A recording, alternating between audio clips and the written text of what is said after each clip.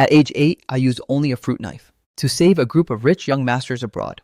After being escorted back to the country, I accidentally discovered that I am actually the eldest young master of a top-tier wealthy family. On the day of the reunion, there was no scene of hugging and crying bitterly, only receiving a display of intimidation filled with disdain from a lady. You can come home, but don't even dream about bullying your younger brother, just when everyone thought I would be frustrated and burst into tears. I turned to ask my biological father, is she my stepmother? The stylist who was organizing the clothes almost burst out laughing, luckily covering their mouth just in time. The lady suddenly stood up and shouted in anger, "You brat, what are you saying? How could I be a stepmother?" I used my big dark eyes to look at her and said, "Is that not so if I am your biological son, and you lost me for so many years? Shouldn't you treat me well? Why do you treat an adopted son better than me? I see that my return doesn't seem to make you happy at all." My question made her feel ashamed, with nowhere to hide her face. The lady stood there stunned, looking like an elementary student who just made a mistake, not knowing how to talk back. I then asked my father where my room was. Mu Pingyun dithered, on the second floor, the room by the window. I nodded, turned around, and went straight upstairs. During that entire process, I didn't even bother to glance at anyone coming from the border. The strange environment all along.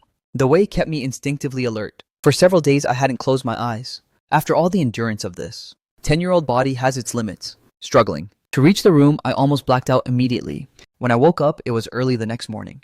Just as I walked to the dining room door, I could already hear that young master curling his lip in dissatisfaction. It's already this late. All the friends I made plans with have been calling to rush me. Mom, I don't want to wait for him anymore. Lady Mu doted on his small head. Go ahead and answer the phone first. We'll be heading out right away in a bit. Hearing that, Mu Jingchuan immediately beamed with joy. He skipped away from the dining table, only wishing I would sleep a bit longer for the better. Lady Mu glanced over, before the little patience left over was also about to run dry. At this moment, seeing me, she let out a cold snort. Sleeping until noon. Making everyone wait for a meal is truly undisciplined. Later, when you meet Jingchuan's classmates, remember to be a bit polite. They are all children of elite families, not like where you came from in the countryside. I sat down and drank a glass of milk first, then calmly spoke up. I'm not going, no need to wait for me. Lady Mu was stunned. I asked without any expression. On the contrary, you guys didn't even ask if I wanted to go or not. Isn't that right? Mu Jingchuan was speechless, angrily pulling Lady Mu's hand to show off. Mom, let's not take him along, and don't buy him nice clothes or a backpack either, so people will laugh at him when school starts. The lady nodded, agreeing with her adopted son's words. She threw down her napkin and left, without those annoying sounds anymore. I ate a bit more naturally. Just as I finished eating and was about to stand up, I saw a young girl about 16 or 17 years old, with hair messy like a bird's nest, walking downstairs. She naturally sat at the table and ordered the nanny to make breakfast. No sandwiches today. Pan fry me a piece of steak, hurry up. I'm starving to death. The butler kindly replied, Yes, eldest miss, please wait a moment. Then he stepped forward, proactively introducing the two siblings to each other. Eldest miss, this is young master Chen Chen. He just returned yesterday. Young master, this is your older sister Mushuran. Mushuran, upon hearing this, didn't even bother to raise an eyebrow. Hey, because of this thing, my parents argued quite a bit, right? Insisting on finding him just to add more trouble. The butler looked at me with an awkward expression. Unexpectedly, as soon as he turned his head, he saw me focusing intensely, staring at the laptop in the hands of Mushuran. The butler leaned in and asked me, Young master, is something wrong? I pointed at the glowing screen, asking directly, where can I buy that? The butler was a bit conflicted. You mean the computer? Since you are still young, and likely haven't interacted with computers before, your room hasn't been set up with one yet. I then reached into my seat, pulled out a nylon bag, took out a stack of cash, and handed it to him. Is this enough to buy it, eh? This action made Mushuran, who was looking at the screen, truly shocked. She couldn't help but burst out laughing. If you want this, it's not like I can't give it to you. But do you even know how to use it? I immediately took a step forward, humbly asking for instructions on how to play. Mushuran proactively told me to stand over there. Look closely. These beautiful images you're seeing are actually made up of these characters. For example, like this. While speaking, her fingers typed rapidly on the keyboard. Lines of code like cryptic scriptures scrolled up continuously, making one's eyes go blurry. Finally, she pressed the enter key. A brand new website appeared. Mushuran pushed the screen in front of me, leaning close and whispering a challenge. See simple right. Want to give it a try. This level is something even a fool could understand. If you can't do it, it proves you're too stupid. Don't call me sister anymore. If we meet outside, don't say you know me. Did you hear me clearly? The butler, standing nearby, heard this and couldn't stop wiping his sweat. The eldest miss had a natural talent for tech products since she was young. Thinking about how I just came from the countryside and had probably never even seen a computer before, he felt even more pity for me. Mushuran saw me still staring intently at the screen and gave me a light nudge. What are you dazing off for? Hurry up and do it. I was pushed toward the desk. My height barely reached the edge of the table. Seeing my small head peeking over the computer looked quite hilarious. Sharon saw my fingers touching back and forth, trying out a few keys on the keyboard, then looking up at the screen, looking as if I were trying to recognize each individual letter, which momentarily made her find it ridiculous. She crossed her legs, waiting for me to break down and admit defeat, so she could mock me to satisfy her twisted sense of fun. At first, the speed was still very slow, but once my brain memorized the key positions, my fingers began to glide faster and faster. Mushuran thought I was just typing randomly, but when she saw the lines of code I was writing, the chopsticks in her hand dropped straight to the floor. You did this. She snatched the computer away to find any signs of me cheating. I looked at her with doubt. Weren't you watching me write the whole time? The next second, she turned back to look at me, staring as if looking at a monster, then reached out, grabbed me, and marched straight upstairs. Mushuran sat me down in a gaming chair and simultaneously turned on 4 large monitors around us, extracting all the code from each page. The young girl asked with a serious face, "How much of this do you understand?"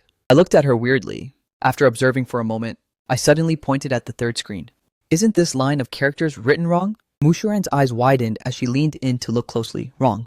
Where exactly? Right here. I slid my finger across. After the touchscreen displayed it, I deleted the old code and wrote a new line myself. Hey, don't just touch things randomly. Mushuran was about to go crazy. She had stayed up for several days and nights for this. With great difficulty, she had reached the decisive moment of the championship battle, and unexpectedly I had ruined it. At this point, she was so angry she wanted to kill someone. She completely forgot that she was the one who told me to look at the code. Just as she was about to jump up and throw a fit, she noticed the screen suddenly glowed brightly, displaying the word win. At the same time, the cheers of her teammates came through the speakers. Mushin, you're freaking legendary. I can't believe you found the loophole that fast. We are the champions. Mushuran heard their excited shouting and slowly turned her head to look at the third screen. Then her eyes grew wider and wider in shock. She scratched her head, feeling like she had just tried to show off in front of a pro. An awkwardness from being exposed as a fraud. You still want to buy a computer? I'll buy it for you. So I didn't hold back and nodded in agreement. Then let's head out now. Mushuran was in an extremely refreshed mood now. Her stride became full of energy. In the car, Mushuran opened a dictionary on her phone, purposely taking it out to challenge me. Unexpectedly, in just a short 10-minute drive, I had finished reading that entire dictionary. Mushuran looked at my small head in amazement. Just how exactly is this head of yours structured? Does our family have such elite genes? This was the first time I had come to such a bustling and prosperous place. Instinctively, I observed every single person. Mushuran thought I was unfamiliar with the place. She proactively held my hand and said, "Don't be afraid. Big sis is here." She had completely forgotten how much she had loathed this younger brother at the start. It's just that I'm not used to physical contact. I tried several times to pull away, but Mushuran was too excited, dragging me straight to the computer district. She waved her hand just like that, generously picking out the highest spec rig in the store. The shop owner was Mushuran's friend. Seeing her leading a child along, he clearly showed his surprise. Eldest Miss Mu is taking her brother shopping. That's a rare sight. But young Master Mu looks much tanner, doesn't he? Mushuran proudly declared, "Drop it. He's not that crybaby." Mu Jingchuan. This is my biological brother, the real deal. Meanwhile, I just stood silently in front of the counter, feeling my collar suddenly being lifted up. For stuff this big, just let them deliver it to the house. After saying that, she lugged me toward the bookstore.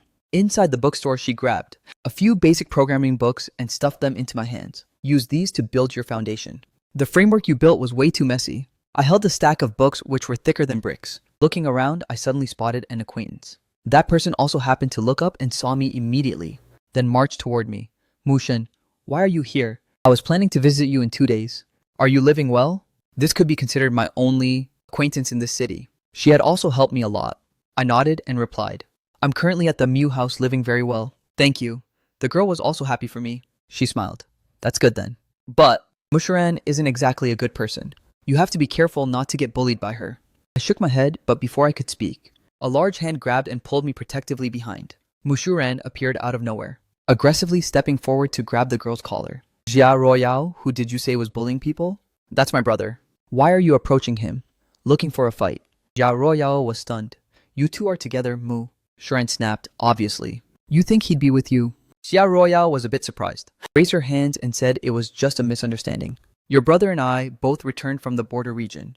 He helped me a lot, so I just came over to say hello." Jia Royao leaned down to look at the stack of books I was holding. "Do you want to read all of these? Can you even understand them?"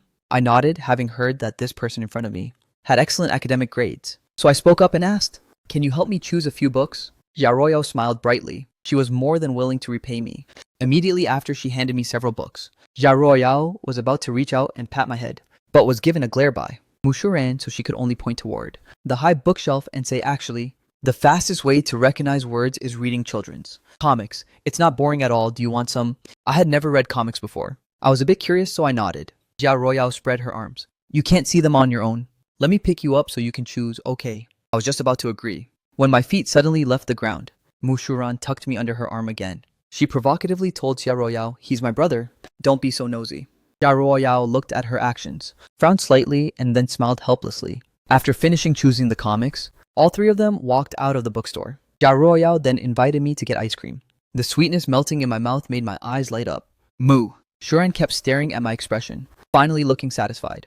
She said smugly, "If you like it that much, we'll buy a whole freezer of ice cream for you to eat your fill." At this moment, through the floor-to-ceiling glass window, I keenly raised my head and locked eyes with a shocked Mu Jingchuan. The kids walking with him saw Mu Jingchuan stop and followed his gaze into the shop, looking where he was staring. "Mu Jingchuan, isn't that your older sister? Why is she taking another kid out for food?" "Yeah, didn't you say? She wasn't free to hang out with you. But now there's another kid next to Mu Shuran." "Mu Jingchuan, didn't you say your sister loves you the most? What gives? Let's go in there. Tell her to treat us all to ice cream." Yeah, I'm craving ice cream too." The crowd started chiming in. Mu Jingchuan obviously couldn't sit still anymore. He stared intently at the three people over there, biting his lip and saying, "Fine, let's go in." At the same time, he wanted to see how this country bumpkin managed to get his sister to agree to eat ice cream with him. Without waiting for the staff to greet them, they all ran straight to my table. "Sis." Mu Jingchuan took the lead and stepped forward. He grabbed Mushuran's sleeve coquettishly, speaking in a sugary, sweet voice. "Why did you go out without telling me? We could have gone together. Besides, all my classmates really like you." "That's right, Shuran. Jingchuan said you're a pro gamer. Can you teach us?" "Whoa, you guys ordered so much ice cream. Can we join in?" Mushuran felt like all the chirping was giving her a massive headache. She reached out and brushed him off. "Mu Jingchuan, if you want to eat, go buy it yourself. Don't be a nuisance. It's not like you're broke, so why come here to pester us?" Mu Jingchuan didn't expect his sister to give him zero face like this. Immediately, his small face flushed red. He bit his lip, acting pitiful while saying, "But I just want to be with you." The other kids saw this and were filled with questions, pointing at me and asking, "Then who is he? Why does he get to eat with Shuran? So, is he Ruo Yao's younger brother?" Mu Jingchuan panicked a little, fearing they would discover his status as an adopted son. In a moment of desperation, he blurted out, "He's the son of my family's maid." The newly arrived kids suddenly realized. When they looked closely at me again, their eyes were filled with contempt. No wonder he's so dark. His clothes look like total trash too. "Mu Jingchuan, your sister is such a good person, treating even the nanny's son to food. So why not invite us to eat with you too?" In reality, it wasn't that they couldn't afford ice cream. It's just that these rich brats were used to being entitled and could never accept being rejected by others. Plus, with my supposed status being out in the open, it made them feel even more like they couldn't be inferior to someone else. However, before Mu Jingchuan could think of an excuse, over there Mushuran slammed her hand down on the table. Bam! The sound made all the kids jump in fright. She raised her head and barked at Mu Jingchuan. "Who did you just call the nanny's son?" It seems Mu Jingchuan has stayed at the Mu house too long and has forgotten what his true identity is. Hasn't he? She reached out and grabbed Mu Jingchuan, dragging him over and saying in a low voice, "The food you eat, the things you use, even your very name, are all stolen from someone else. What right do you have to be here talking nonsense?" "Sis," Mu Jingchuan had never seen her in such a furious rage before, not to mention being publicly humiliated in front of everyone like this. Tears began to stream down his face. Mushuran pushed him away in disgust, pointed at me, and declared to the group of kids, "You kids, listen up. He is the biological brother of me, Mushuran. If I find out anyone bullies him in the future, I will beat every single one of you, understood?" The kids were terrified by her fierce demeanor, shaking like frightened quails. The whole group turned and scattered in all directions, leaving only Mu Jingchuan rubbing his eyes. He could only shoot a glare at me before running off in a huff to find Lady Mu. Xia Ruoyao, sitting opposite us, couldn't help but shake her head. "Honestly, this adopted child of your family really needs to be taught a proper lesson." Mushuran let out a cold snort, but unusually didn't argue back. It wasn't that I didn't hear her. It's just that I didn't care about the petty antics of Mu Jingchuan, because it didn't deal any damage at all. After finishing eating, Mushuran was still hyped and eagerly asked me, "Is there anything else you want? Let's go buy it." I shook my head, wanting to go home and read. Right at that moment, a loud noise echoed from the first floor. Screams rang out everywhere. I immediately looked for cover and crouched down. Mushuran and Xiaoruoyao were also terrified. They instinctively hid behind the glass railing with me. What was that sound just now? I suddenly turned my head and put a finger to my lips, signaling her to be quiet. Then I whispered, "It's a gunshot." Xiaoruoyao and Mushuran were both horrified, looking in the direction I was observing. Sure enough, in the middle of the chaotic third-floor lobby filled with refugees, there was a masked man holding a gun, pointing it everywhere. "Everyone stay still," the man roared. He turned around and frantically smashed the glass of the jewelry counter. "Hand over all the gold." "Hurry up," the staff member got up while trembling. With one hand up, the other hand shook while opening the display, and even had to help him stuff the gold into a bag. "I see something wrong with that guy." Xiaoruoyao had noticed something unusual. She stared at his hand holding the gun and said, "His hand keeps shaking. His posture is wobbly. He's probably drunk. Like this, if the police rush in, it will cause him to take even more extreme actions." And that was exactly the case. Just a few minutes later, a large squad of police arrived at the scene. The man's emotions immediately became agitated. He pressed the gun against the store clerk's head. He screamed, "Did you betray me? Did you—" As soon as he finished speaking before anyone could react, he didn't hesitate to pull the trigger. After a deafening explosion, everyone saw a splatter of blood. But luckily, the man's hand slipped due to the gun's recoil, so he didn't hit the employee's vital spots. The person was only hit in the shoulder and collapsed to the ground, crying out in agony. Even so, the scene was still filled with terrified screams. Among them, the children's crying sounded especially piercing. The man looked in the direction of the sound and saw over 10 children gathered in one place. He immediately stepped over and snatched a child up, pressing the gun against them. "Stop crying, shut up." Those children were Mu Jingchuan's classmates. During that time, Mu Jingchuan was being held tightly by Lady Mu, who just finished her nails hiding behind some fake plants. She's his adoptive mother after all. Mushuran instinctively gasped, gritting her teeth. "How can we be this unlucky?" Right at this moment, I suddenly moved. I ducked low and quickly ran into a store. It was a mountain climbing gear shop. The owner inside was lying flat behind the counter. I quickly identified my targets, grabbing a folding knife and a coil of rope. Then I went past the checkout counter and grabbed a felt tip marker. Xiaoruoyao rushed in and asked me, "What are you doing?" I looked up at her and then at my hands, then handed her the pen. "Go write something." Xiaoruoyao had no idea what I was planning. Seeing I had already walked away, she could only hurry after me to the second floor lounge area. She was shocked to see me facing the police officers, who were about to force their way in. The two sides stared at each other in silence. Then I spread my arms to stop them from breaking the glass. The people around waiting for rescue were worried but didn't dare to speak up. They could only watch with wide eyes. As soon as Xiaoruoyao arrived, I pulled her over. I pointed at the police outside the glass and said, "Tell them the robber drank alone and injured someone. He's currently holding a child hostage." Xiaoruoyao finally understood the purpose of the marker. She hurried to the glass door, quickly using the pen to write down the robber's info. The police officer rappelling down was stunned and immediately used his radio to consult with superiors. I walked over and pulled on Xiaoruoyao's shirt, raised my head and calmly looked at her. "There's more. He seems to have explosives on him. I saw the fuse, but the color is a bit strange." "What?" Xiaoruoyao and Mushuran were immediately scared into a cold sweat. Mushuran took a few quick steps, crouched down and asked me, "What color was the fuse you saw?" I looked at her. 5 colors. Back at the border, everything I saw was gray or earth-colored. It's likely bought from a simulation game gear shop, which has been very trendy in the community lately. It can be used as a real detonator. Mushuran looked at Xiaoruoyao with a serious expression, nodding at the other. Xiaoruoyao furrowed her brows tightly, immediately writing the info on the glass. "The robbers have explosives on them." At this point, her words couldn't be vague. Otherwise, given their young age, they probably wouldn't be trusted by the police, which would eventually harm more people. The final message caused the police officer opposite to exchange radio messages for a long time. I pulled on Xiaoruoyao's shirt again, my childish voice unusually calm. "Let me go handle it." "What?" Xiaoruoyao and Mushuran were both stunned. Immediately, their reaction was unanimous. "No way. It's too dangerous. Letting a 10-year-old child face robbers. No matter how you thought about it, it was ridiculous." But at this moment, from the first floor, the sound of a child crying rang out again, along with the roar of an impatient man. The atmosphere in the entire shopping mall fell into a state of extreme tension. Xiaoruoyao stepped forward. She hesitated for a moment, then softly asked me, "You're sure you can do it right?" I turned my head to look at her and quietly nodded. Only then did Xiaoruoyao let out a sigh of relief.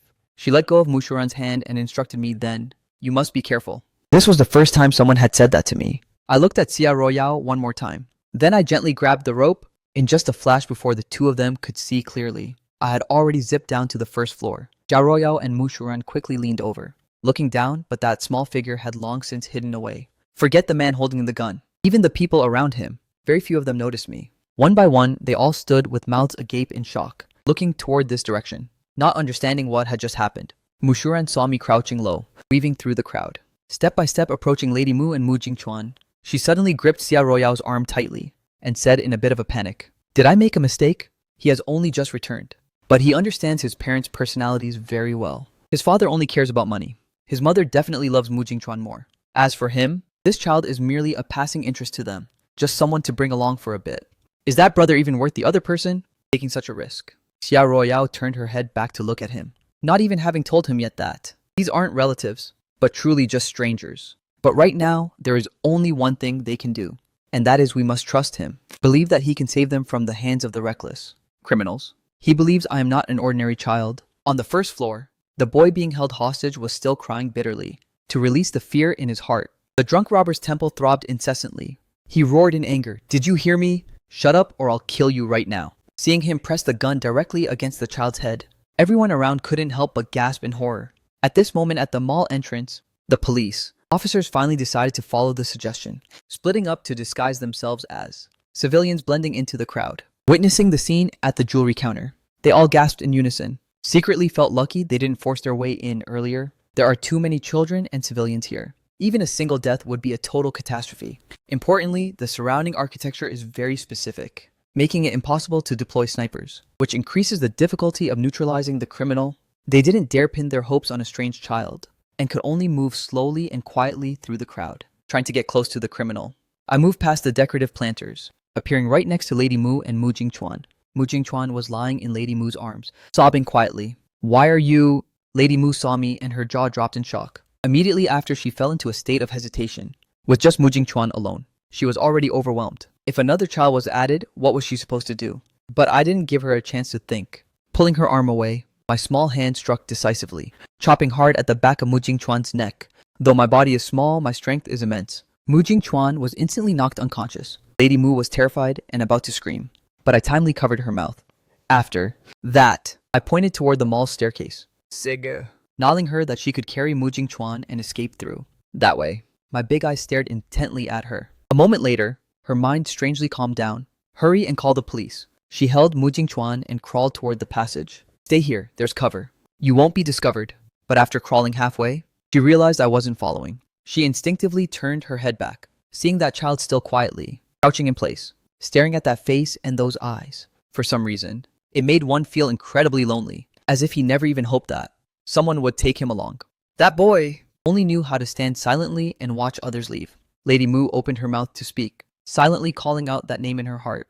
But I just shook my head, signaling her to go quickly. "If we go together." Lady Mu desperately wanted to say those words, but looking down at Mu Jingchuan in her arms, the fear of loss once again seized her mind, causing her to finally give me one long deep look, before heartlessly turning her back and leaving. Mu Shuran witnessed the entire scene from the second floor, gritting her teeth tightly, her eyes rimmed with red. She felt both her own incompetence and a deep disgust for her mother's coldness. When her gaze landed on me, it was no longer just superficial excitement, but a sincere worry. From the bottom of her heart, I watched Lady Mu successfully enter the passage. Before looking away, I firmly believe that, in this world, there is no such thing as a free lunch. Mu Shuran just bought me a computer and treated me to delicious ice cream, so I definitely had to repay her. As for the people at the old mall, the grandfather who raised me since childhood once said, "When there are too many bad people, only by doing many good deeds can you make yourself a good person." I didn't want to become like those villagers. I wanted to be a good person. The children couldn't control their emotions and were still crying loudly, significantly distracting the kidnapper. But that also triggered his short-tempered mood. The hand resting on the trigger was tense to the point of veins popping out. The child being strangled began to turn blue in the lips. I knew I couldn't wait any longer, so I quickly blended into the group of children, taking advantage of him turning his head again to look toward the mall entrance. I stepped closer, grabbed the hostage child's legs and pulled down hard. The criminal couldn't react in time and stumbled, falling backward. He loosened his grip, causing the child to fall. "Which little brat is this?" He turned his head in a rage. Without even thinking, he raised the gun and pointed it straight at me. My forehead took a painful hit from the barrel, but I stood perfectly still without flinching. Everyone around was absolutely stunned by this sight, to the point where they seemed to stop breathing, fearing that the man would lose control and fire immediately. An ordinary person facing this kind of threat would have broken down long ago. A misfire could happen at any second. But not only did I not cry, I slowly raised both hands to signal surrender. My eyes were deep and dark. That calm gaze made even the criminal freeze in surprise. Immediately, he felt that he finally found a quiet child who wasn't noisy and with his brain short-circuiting. He didn't hesitate to hoist me up, choosing me as his new hostage. Whether it was Xia Royao's duo upstairs or the police officers lying in ambush, none of them could have predicted this. The police side found it even more absurd, knowing that those instructions were actually written by a 10-year-old child. Who would have thought the battle plan proposed by this kid would actually work? Since things had come to this, they could only cooperate and improvise. After being picked up, I finally got a clear look at the positions of the police officers on site, but their ambush points were too far away. I had to wait for them to close in to take down the enemy completely. For now, I just needed to obediently act as a prop, but just as the police were closing the distance, the phone on the robber suddenly started ringing. The abrupt ringing ripped through the atmosphere, causing everyone's movements to freeze instantly. The man seemed to recognize the caller. His emotions became highly agitated. He threw everything down, pointing the gun at me with one hand. His other hand fished out the phone to answer. "Is that you? Don't break up with me. I don't want to break up. You said you needed 3 kilos, right? I'm getting it ready. Don't just say 3 kilos. Even 5 is fine. I'll come propose today." Along with the man's frantic screaming, the other end of the line hung up. That completely triggered his madness. Suddenly, tears streamed down as he wailed miserably. "You're all a bunch of liars." Finishing his words, he raised the muzzle. Right at the moment he was about to pull the trigger, I lunged forward. My movements were lightning fast, my small body flickering like a ghost, as I dashed straight behind his back. A flash of cold light gleamed from my hand, aiming straight for his wrist as I slashed down, without missing a millimeter. A blood-curdling scream rang out as the gun in the man's hand fell to the ground. He collapsed to the floor, twitching uncontrollably. Glancing at the crowd of people rushing in, a flicker of despair crossed his eyes. Summoning strength from out of nowhere, he used his remaining hand to grab the gun, turning it to aim directly at his own stomach. Witnessing this scene, the police officers a few meters away turned pale, shouting at the top of their lungs, "Everyone get down!" Those rushing forward all hit the floor, covering their heads. In a situation where it's unclear how powerful the explosives are, the best way to ensure safety is to lie flat, to minimize casualties to the lowest possible level. But in the next second, everyone heard a second, agonizing scream. They instinctively looked toward the source of the sound and saw the boy kneeling beside the man, holding the folding knife high, trailing a splatter of blood. The man's other wrist was now also drenched in blood, leaving him with no way to take any further action. I ripped open the man's shirt, saw the explosives, and didn't even bother distinguishing real from fake, directly reaching out to tear the fuse off. Then I stood up and kicked the gun far away, silently looking at the dozen or so police officers. They were all stunned by the sequence of my consecutive actions. They looked up in a daze at me holding a knife, with a face splattered with blood. If it weren't for my young age, people would have mistaken me for some kind of cold-blooded kid assassin. It took a long while before they finally reacted, scrambling to their feet one by one. They walked over to handcuff the man, only to find that his tendons had been severed. With absolute precision, they looked toward me once again. At this moment, I was being surrounded by Xia Royao, who had just rushed over, along with Mushuran checking my entire body to see if I was injured anywhere. "Does your neck hurt from being strangled just now? Do you feel dizzy? This won't do. Maybe we should go to the hospital for a checkup. That blow to the head earlier didn't look light at all." I looked at them blankly and whispered, "I'm fine." But no one listened to me. The two of them, one on the left and one on the right, dragged me straight outside. The police officer stepped forward to stop them, then looked at me hesitantly, wanting to speak but holding back. Finally, he asked if the boy could give a statement first. He looked at me with a bit of awkwardness, not knowing how to address me. Right then, Mushuran stepped forward. She snapped at him. "Can't you see the huge bump on his head? We have to go to the hospital first. If there's anything, just come to the Mu house to find me. Mu Bingwen is my father." After saying that, she decisively pulled me away. I was taken to the hospital to have my wounds dressed. The various bruises from being tied up were also treated. Hearing the story of how I bravely fought the robbers, even the nurses couldn't stop praising my courage. When I walked out of the clinic looking adorable, Xia Royao and Mushuran both approached me together, confirming that I was truly fine. The two of them finally breathed a sigh of relief. Xia Royao, who was naturally gentle, couldn't help but speak up to lecture me for the first time. She looked at me with total seriousness. "Don't take risks like that ever again. Leave dangerous matters for adults to handle. You're still just a child, do you understand?" Mushuran also unusually stood on the same side as her. She put on a stern face and said, "If you don't listen, I'll have bodyguards follow and watch you from now on." I intended to say I was capable of protecting myself, But seeing the clear worry in the eyes of the two girls, I suddenly felt a very novel sensation. My heart actually felt a bit warm, so I didn't speak up to argue. Rushed footsteps echoed from the end of the hallway. Mu Bingwen, along with another man, came running in a hurry, seeing the three of us standing in front of the clinic. He immediately grabbed Mu Shuran's hand anxiously. "You aren't hurt, are you?" Mu Shuran hated his habit of favoring daughters over sons the most, as if he just wanted to use her to inherit Grandpa's estate. She brushed his hand away and said, "The one who saved people wasn't me. Why are you looking at me reminded like that?" Mu Bingwen finally cast his gaze toward me for the first time, but it wasn't to care about my injuries. Instead, he furrowed his brows and rebuked me. "Who gave you permission to act on your own to save people? Do you have any idea how dangerous that was? I heard you even knocked Xiao Chuan unconscious. You have no sense of restraint at all. Don't cause trouble like this again." As soon as he finished, not only Mu Shuran, but even Xia Royao's expression immediately darkened. Mu Shuran couldn't hold it in any longer. She stepped forward to shield me and shouted, "Dad!" He was the one who saved Mom and Xiao Chuan. The fact that the entire mall didn't blow up is all thanks to him.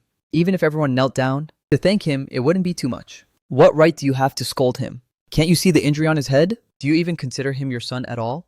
The young girl was both furious and heartbroken, feeling that the entire world was being unfair to me. However, Mu Bingwen, who had just received the appraisal report, didn't have even a shred of guilt or self-awareness, since he wasn't his own biological child anyway, just some fake coming out of nowhere, and was now even registered under the old man's name. It was clearly causing him a massive headache. It would be strange if his attitude wasn't. Terrible. Shuren, don't get involved in this. His voice was incredibly firm. He's used to being a wild animal out there. If we don't discipline him properly, he'll definitely cause a huge disaster later. As he spoke, he was about to rush forward to strike. At that moment, a figure blocked his path to the boy. It was Xia Royao. Xia Royao was famous for being a good kid, excellent grades, perfect character, and always respectful to her elders. This was the first time she had ever done something like this, keeping a cold face toward him the whole time. "Old Mu, let's talk this out slowly."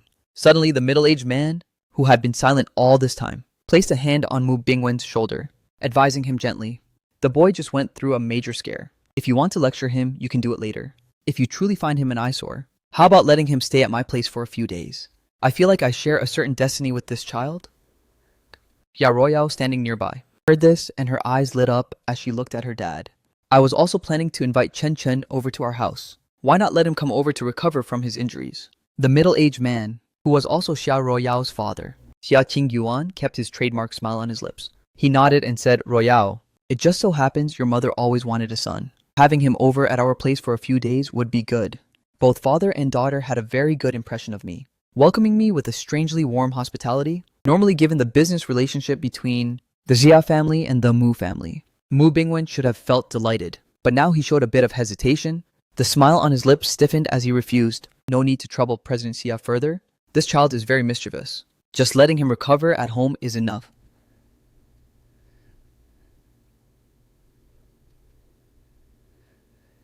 The old master will pick him up soon. I wasn't a biological child of the Mu family. Logically, he should have kicked me out immediately, but he didn't know how to explain it to the old master. Right now, he also didn't have time to go find his biological son. So, I had to stay and continue posing as the young master of the Mu family. Based on that.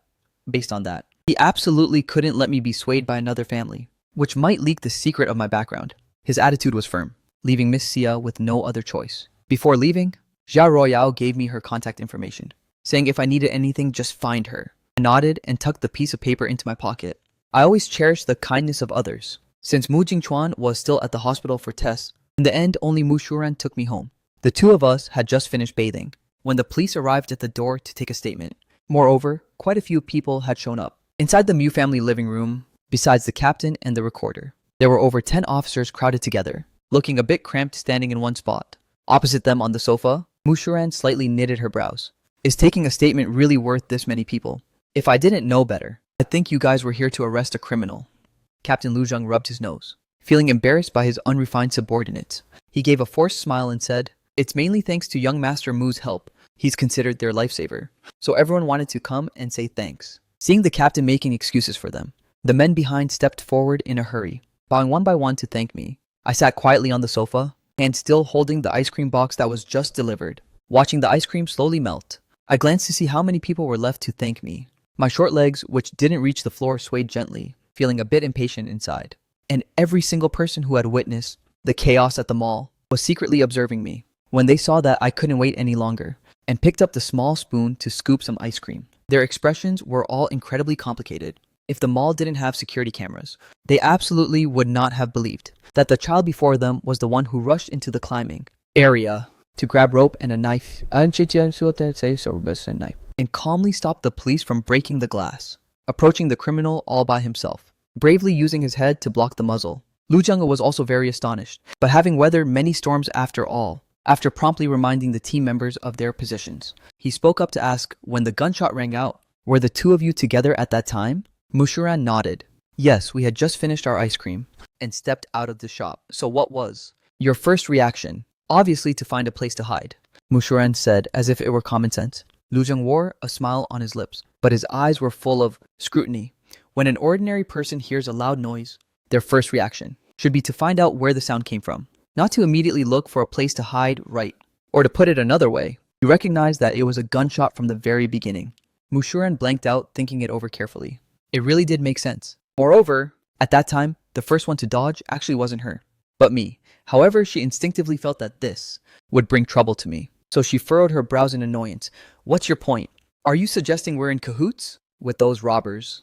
"Don't misunderstand. We're just questioning you according to standard procedure." Lu Jung had solved cases for years. He could tell at a glance that the young girl was dodging the issue. He wasn't in a hurry, merely smiling slightly, intending to question her step by step. At this moment, I, who had been silently eating ice cream, suddenly spoke up. I heard it clearly. It was a gunshot. The entire living room fell deathly silent in an instant. Everyone's eyes immediately locked onto me. Lu Jung narrowed his eyes, looking at the child who appeared incredibly calm on the opposite side. "So you're saying you've heard gunshots before? Where was it?" I licked the ice cream from the corner of my mouth and replied, "At the border." Only then did Lu Jung remember that in my information file, there was a record of me being kidnapped to the border.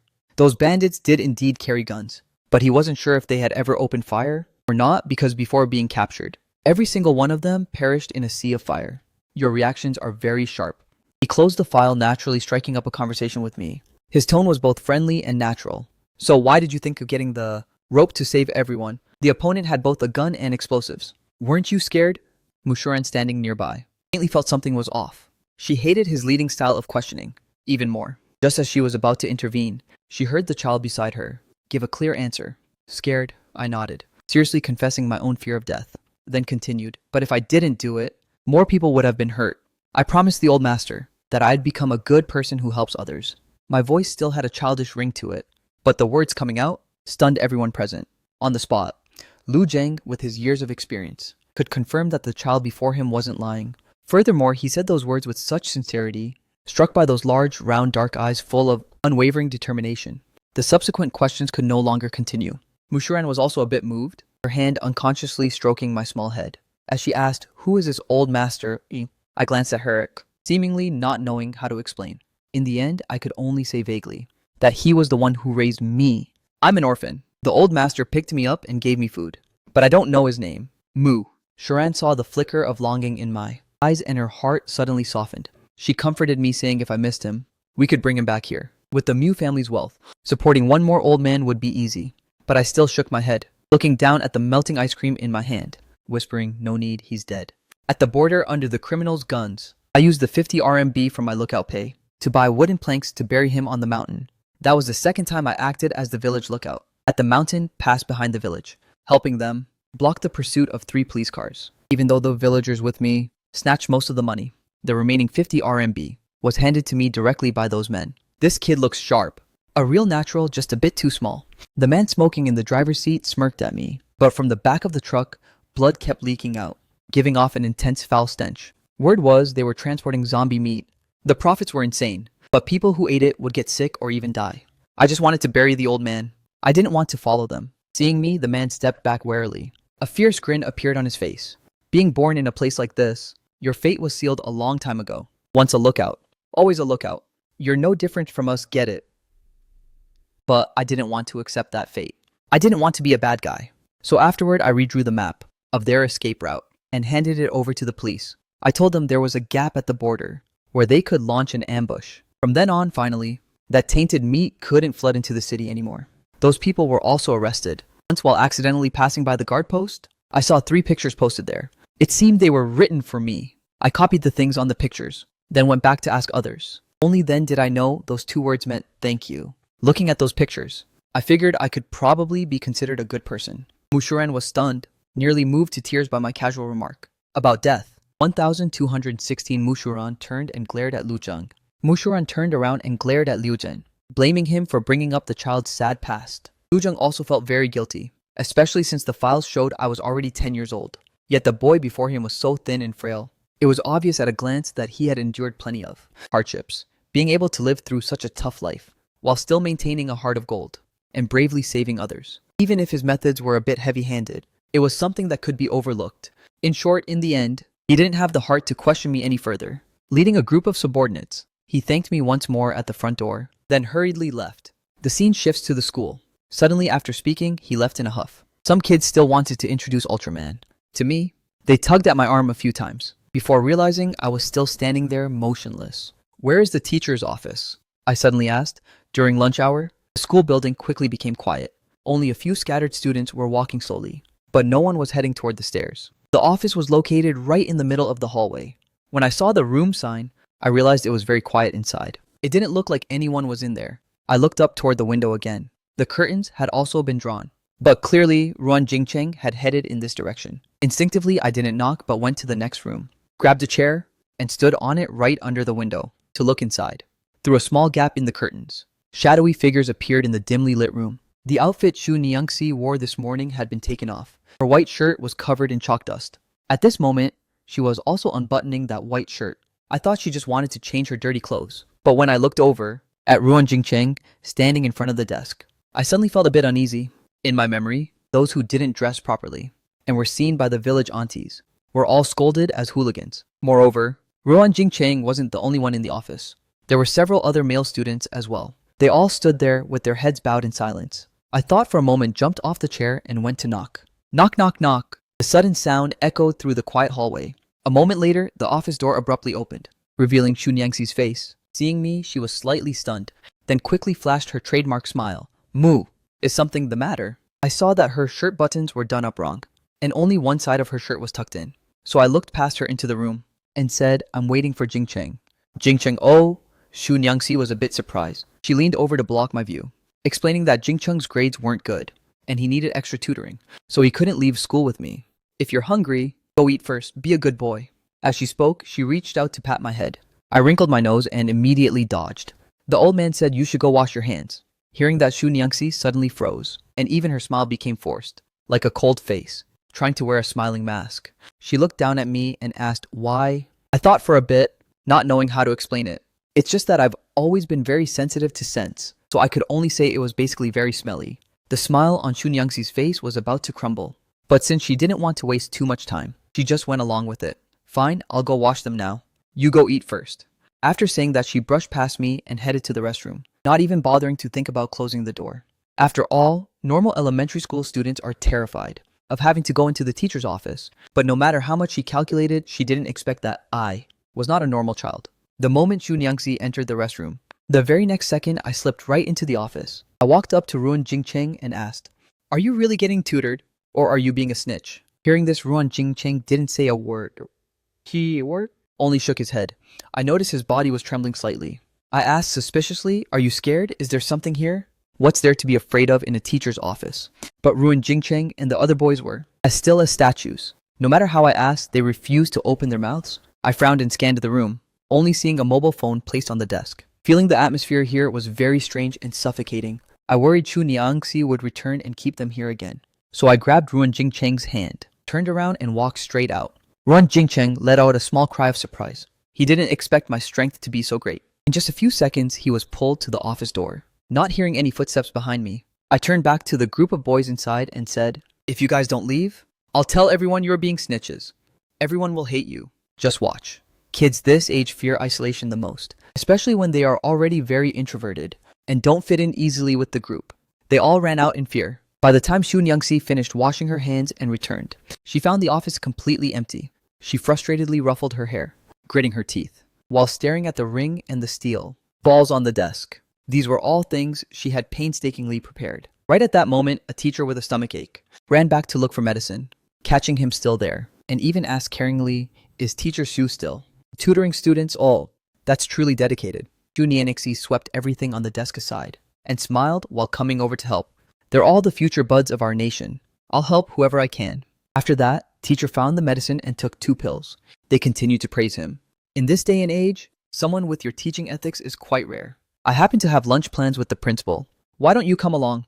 Show your face a bit more to make a good impression. Junyanixi was happy to hear about this opportunity and agreed, just as he was about to turn around. To pack up his things, that teacher hurriedly pulled him away. Quick, quick. Come on, we can't keep the principal waiting. As soon as Ruan Jingcheng reached downstairs, he tried to pull his hand away.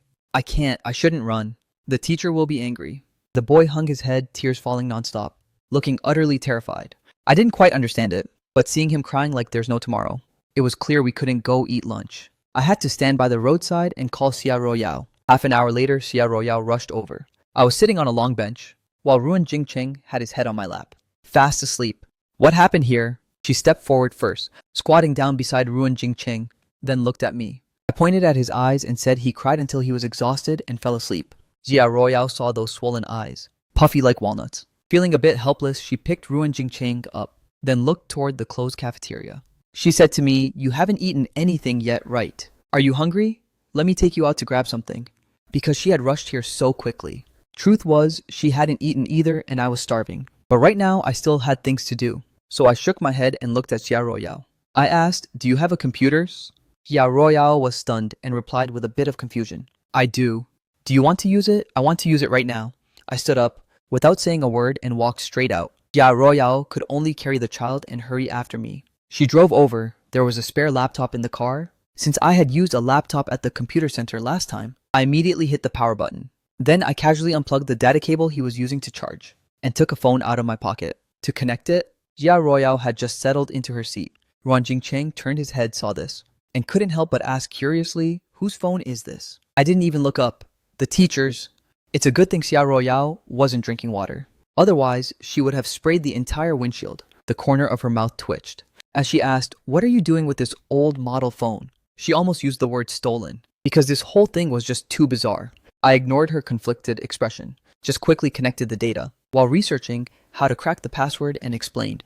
A police officer once told me that bad guys usually hide their secrets in their phones. Doing this allows me to watch them anytime. It's more reassuring. Hearing my description, Xia Royao frowned slightly, feeling a bit worried. "Do you think that person is bad?" "I don't know," I said, shaking my small head, but the movements of my hands didn't stop. For even a succinct sentence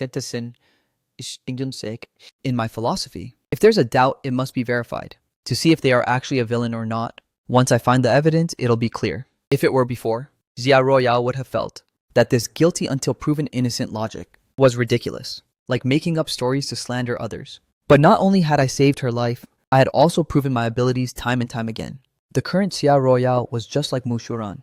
Both had developed a sense of blind faith in me, so she didn't mention anything about returning the phone anymore, but instead asked with concern, "Can you decrypt it?" The words were barely out of her mouth when lines of code started rolling across the screen. Xia Royao's jaw dropped in shock. 3 seconds later, a ding was heard, and the phone automatically unlocked the screen, lighting up. I've only started using a smartphone recently, so I wasn't very familiar with it. As soon as I tapped it open, I accidentally hit the camera. Seeing my own face appear on the phone, I was a bit dazed. Xia Royao leaned in closer, intending to smile and teach me how to use it. But her gaze suddenly turned razor sharp. She instinctively covered my eyes. "The things that follow aren't suitable for you to see. Can you give the phone to me?" Her voice dropped cold as a block of ice. Rarely had I seen her this furious. After hesitating for 2 seconds, I nodded and placed the phone in her hand. After all, this matter was about Ruan Jingcheng, so letting Xia Royao handle it was only natural. For the next 10 minutes or so, Xia Royao sat in the driver's seat scrolling through the phone. Once finished, she stepped out of the car alone. When she returned, her hand was scraped and still bleeding. I've seen many people who hurt others when they are angry. After hesitating a moment, I spoke up. "How about you go pick up Teacher Sue?" Xia Royao was stunned by what she heard. Then she burst into a laugh. She casually wiped her hand with a tissue and reached out to ruffle my hair. The cold, killing intent in her eyes faded, revealing a glimpse of her original warm self. "Thank you, Mu Chen. Seriously, thank you so much." She solemnly offered her thanks, her attitude incredibly serious and sincere. I guessed that Ruan Jingcheng had likely encountered something terrible. I looked down at the sleeping boy and asked softly, "Is he not going to school this afternoon?" "He's not," Xia Royao said, her face full of bitterness. I have to take him to the hospital. I nodded and didn't ask further. Before I got out of the car, Xiao Royale was still uneasy and consulted with me.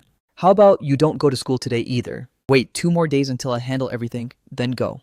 I turned my head to look at her, remembered something, and shook my head in refusal. There's PE this afternoon. The teacher said we'll have a test.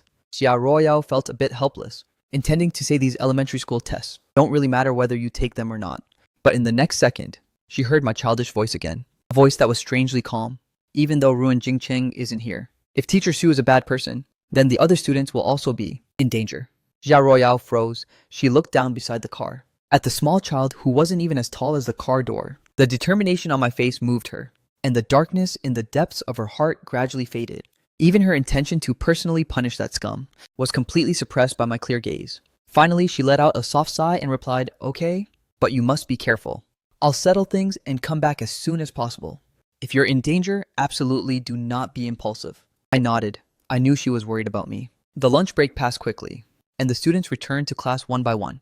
Ruan Jingcheng requesting leave didn't cause the slightest bit of attention. Only I kept staring at his seat until PE class started. When everyone went out to the field for outdoor activities, the start of term running test was 400 meters. After finishing, most students were panting heavily. Some couldn't even catch their breath and were helped to the side to rest. I, however, didn't feel anything at all. Didn't even break a sweat. It was as if I had only just warmed up. All right. The remaining time is for free activity. Find a place to rest yourselves. The PE teacher, seeing that everyone was too exhausted to move, had to blow the whistle to dismiss the class. "Mu Chen, let's play card flipping. We brought a lot of them. We can play with you." I looked at the stacks of cards in their hands. I didn't understand where the fun in that was, but I still replied seriously. "Wait until next time when I have some, then I'll play with you." These things probably had to be bought with money. I couldn't just play for free using someone else's. Next time when I have my own playing together, we'll be fair. My friends looked a bit disappointed hearing that. Right at that moment, cheers erupted under another tree's shade. Turns out Mu Jingchuan was unboxing cards. "Whoa! Your pile is full of rare cards. Mu Jingchuan, you're so cool." Amidst everyone's flattery, Mu Jingchuan raised his small face. He looked at me provocatively. "If you guys play with him, I won't let you see these anymore. Go ahead and pick a card." The elementary students obsessed with card unboxing immediately felt threatened. After a few seconds of hesitation, those friends abandoned me and flew over to Mu Jingchuan's side.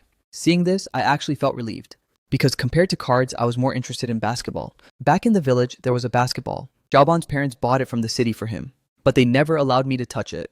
I walked over to the ball rack and picked one up. The buff PE teacher resting nearby smiled and said, "What's up? Want to learn basketball?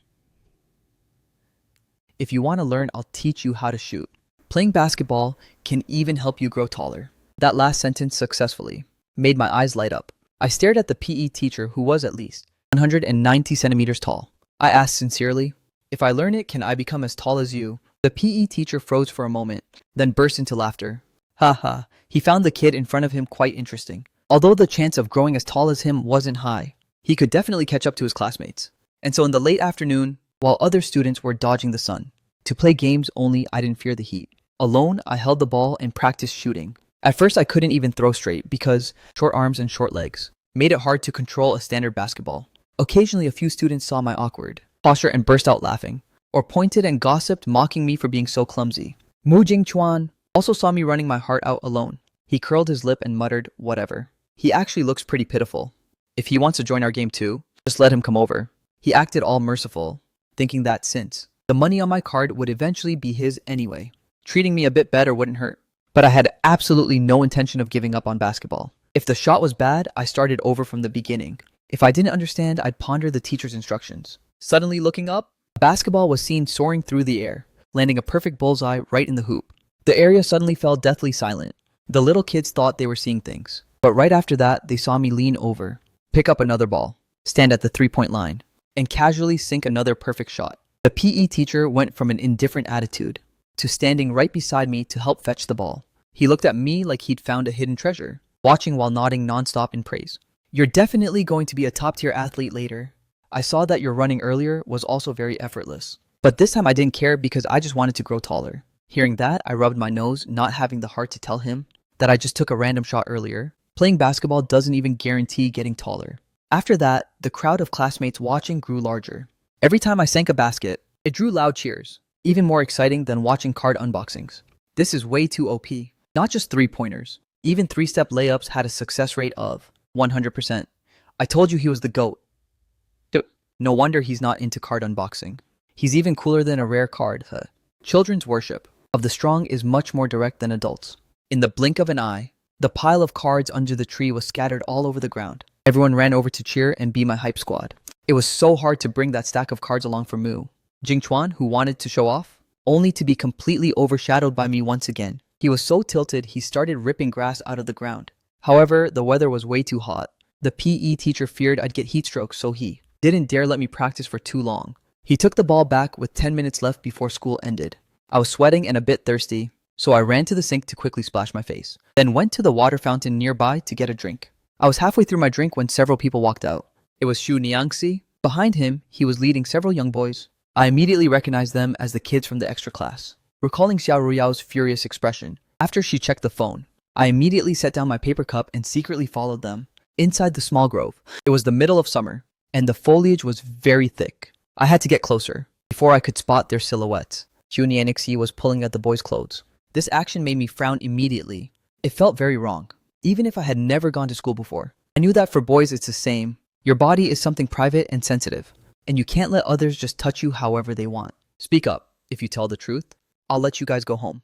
Otherwise, we'll have to stay here and play for a while. The usually gentle voice of Xu Niangxi suddenly became deep and low. Even his laughter had a raspy quality, as grating as the sound of his ring slowly scraping across the boy's knees. His voice rang out, "Now who took my phone?" Turns out he realized his phone was missing, and thought they were the ones who stole it. I hadn't anticipated this, and I felt a bit of regret in my heart. I wanted to step out and admit that I took it, but then I remembered Xia Royao's warning, not to be impulsive. Although Xu Niangxi didn't look very tough, I still chose to hold back for now. But as the interrogation went into deeper detail, the children began to sob. However, these cries not only failed to wake Xu Niangxi's conscience, but even stimulated his excitement. Cry, cry more. That's right, look even more pitiful. It has to be like this. It's truly magnificent. He acted as if possessed, circling the children, a radiant smile suddenly blooming on his face. Then he ordered, "Now take off your jackets."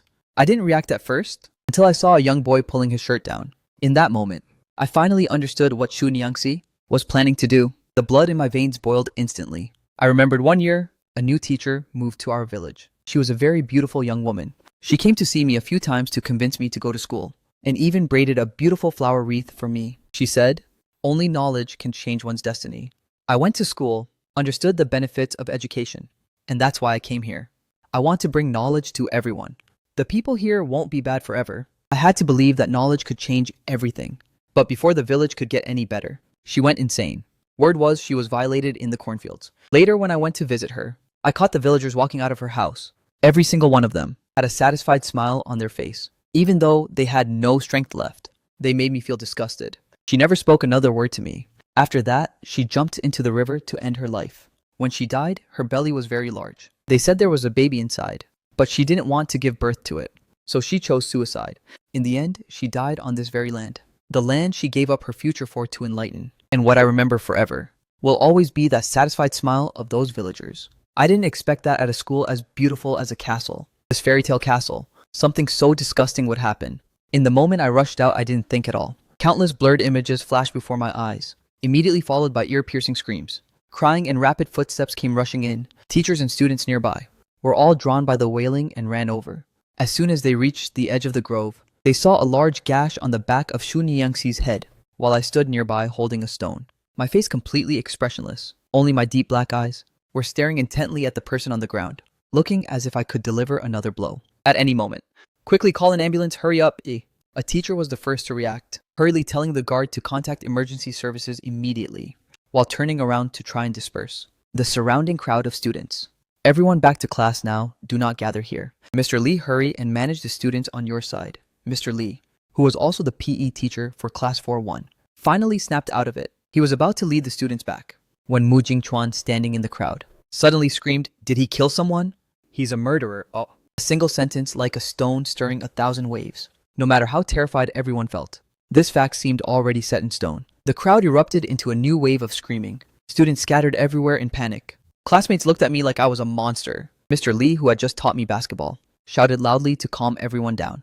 "Everyone please calm down. The incident hasn't been clearly investigated yet. Maybe there's some misunderstanding in this. Everyone don't just make wild guesses. I'm not guessing at all, though. Mu Jingchuan, with a face full of indignation, stepped out and loudly criticized. Teacher Su is the kindest and most gentle person. Mu Chen just arrived on his first day and already caused him such an injury. What kind of grudge could there possibly be between them? I think he basically has violent tendencies. That story about saving people at the mall was the same way. It was all just him being impulsive and getting lucky. Everyone has been totally fooled by him. Compared to the homeroom teacher who taught them for a year, clearly an outsider, like me, couldn't win the students' trust. Furthermore, a child only 10 years old, striking that hard, made even the adults nearby shudder. As they watched, everyone called the teachers over to surround me, looking at me with faces full of suspicion. Not long after, the siren of an ambulance echoed from outside the school. When everyone turned their heads to look, they discovered the first person to arrive at the scene was actually a police officer in uniform. The dean of education was a bit dazed and asked, "Did any of you call the police?" The other teachers shook their heads in unison. With elite schools like this, even if someone died, the first move is usually to suppress the news. Yet the police appeared just like that. The dean saw things weren't looking good and stepped forward to smooth things over. Officers. Could there be some misunderstanding? Unfortunately, before he could finish his sentence, he was cut off by a badge being flashed. Lu Zheng said with a serious face, "I am the captain of the 1st Administrative Police Squad. I received a report from a parent that a teacher here is suspected of child abuse. We asked the school to cooperate with the investigation." What?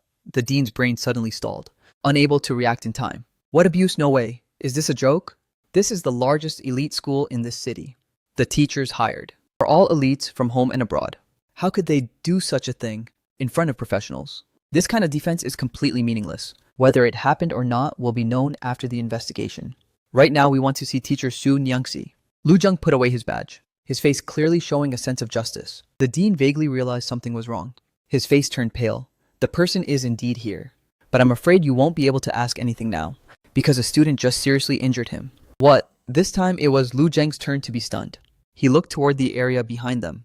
The other party saw Xu Nyangxi lying collapsed on the ground, and me standing to the side looking, very much like the culprit. Why is it this kid again? At this time, Ruan Guodong and Xia Royao had also arrived at the scene. Witnessing the bloody sight, both of them were startled and terrified. Xia Royao ignored the police blockade. She ran over and grabbed my shoulders tightly, asking anxiously, "Mu Chen, are you okay? Are you hurt anywhere?" The emergency medical staff nearby were speechless. No matter how you look at it, the person in danger definitely wasn't this child. Just as they were secretly shaking their heads and sighing, the bleeding from the back of Xu Nyangxi's head was finally stopped. Luckily, there were no fatal injuries. Once the heart rate and pulse stabilized, he could be taken to the hospital.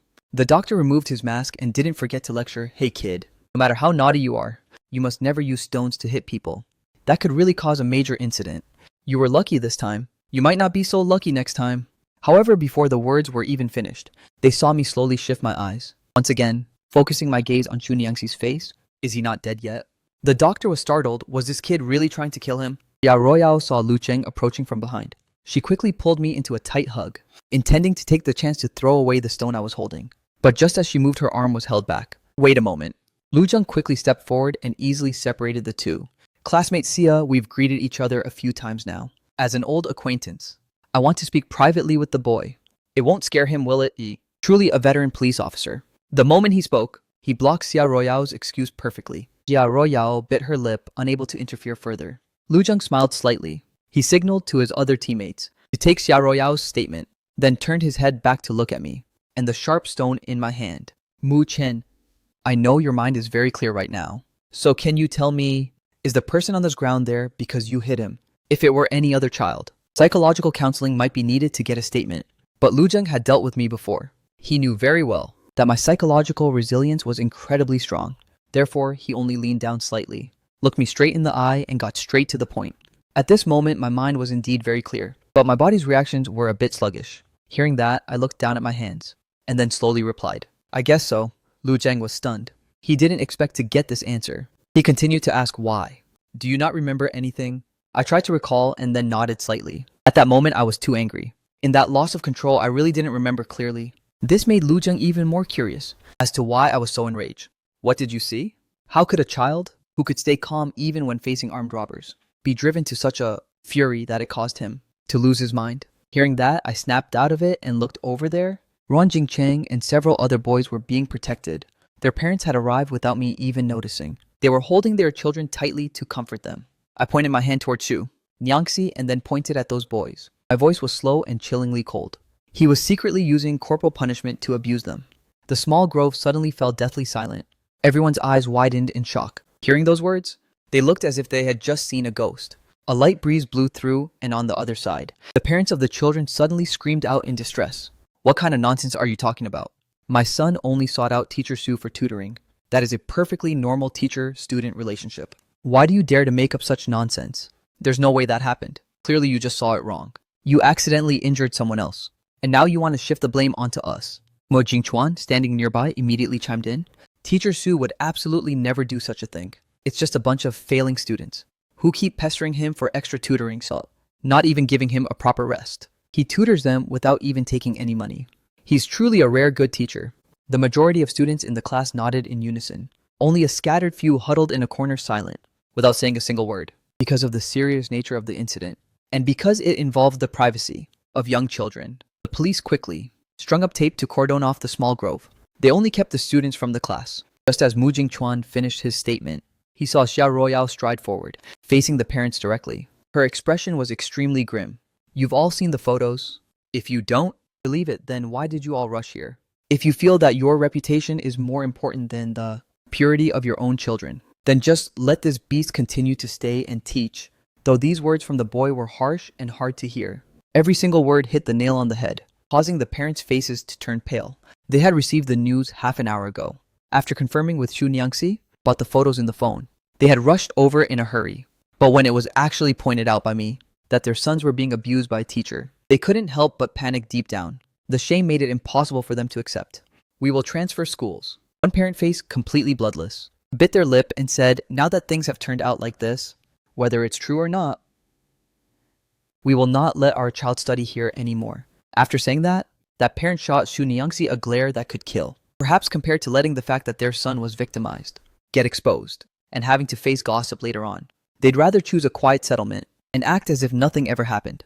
Xia Royao's face darkened and she said no more. Everyone has their own standpoint, and their choices differ as well. She couldn't force anyone. But if Xu Nyangxi isn't convicted today, I'll have to bear the label of assaulting someone without cause. Who knows what kind of extra hardship I'd face once I return to the Mu family. Ran Guodong approached Xia Royao, placing a hand on her shoulder so she wouldn't get too worked up. With a stern expression, he said, rest assured. If they don't sue, I definitely will sue this beast. If I don't throw him in prison to rot, then I, Ruan Guodong, don't need to roam this world anymore. He stared intently at Xu Nyangxi, who was lying on the ground, murderous intent clear in his eyes as he crouched down. The doctor who was providing first aid nearby now wished she could slap herself twice. She blamed herself for lecturing me, before understanding the situation. On one hand, she wanted to take action against Xu Nyangxi herself. Ran Guodong walked up to me and knelt on one knee. He forced a smile, but his eyes were already red. Good kid, he said, reaching out to take my arm. His voice choking up, I have to thank you. Thank you for saving Jingcheng. It's all my fault for being too busy normally. I just thought he was shy, which is why he hated school. If it weren't for you, he didn't dare to imagine what else his son would have had to endure. Thinking about all of this, he wished he could slap himself twice. I saw the regret and self-reproach on his face, but I couldn't quite understand it. So I used my clean hand to wipe away the tears from his face. My voice was youthful yet calm. The one who did wrong is the bad guy. The one who should cry is him, not you. I didn't understand why bad people don't repent even until death, while the victims are the ones who always torment themselves. Isn't it the villain who needs to repent? What kind of people are they? Their investigative skills are trash, but they're experts at suspecting their own family. Mu. Shuren had zero good feelings toward Lu, Zheng's crew. She grumbled while pulling me inside, looking at my thin wrists. She quickly urged the kitchen to whip up more dishes. By the time Madame Mu picked up Mu Jingchuan and returned from the hospital, the moment they stepped through the door, they saw the dining table overflowing with food. And Mu Shuran, who usually acts like she owns the place, was actually fussing over me. Do you eat this? Is it too spicy? This sweet and sour pork is fire. You gotta eat more meat to put some weight on. Being too skinny doesn't look good. Here, have some more soup. Let me ladle it for you. The Mu couple was completely stunned because they had never received such special treatment. Mu Jingchuan, having just woken up, began to wail even louder. He threw himself into Madame Mu's arms to snitch. Mom, why does Big Sis like him and not me? He hit me so hard today. She should be hitting him instead. Madame Mu heard this and comfortingly soothed him.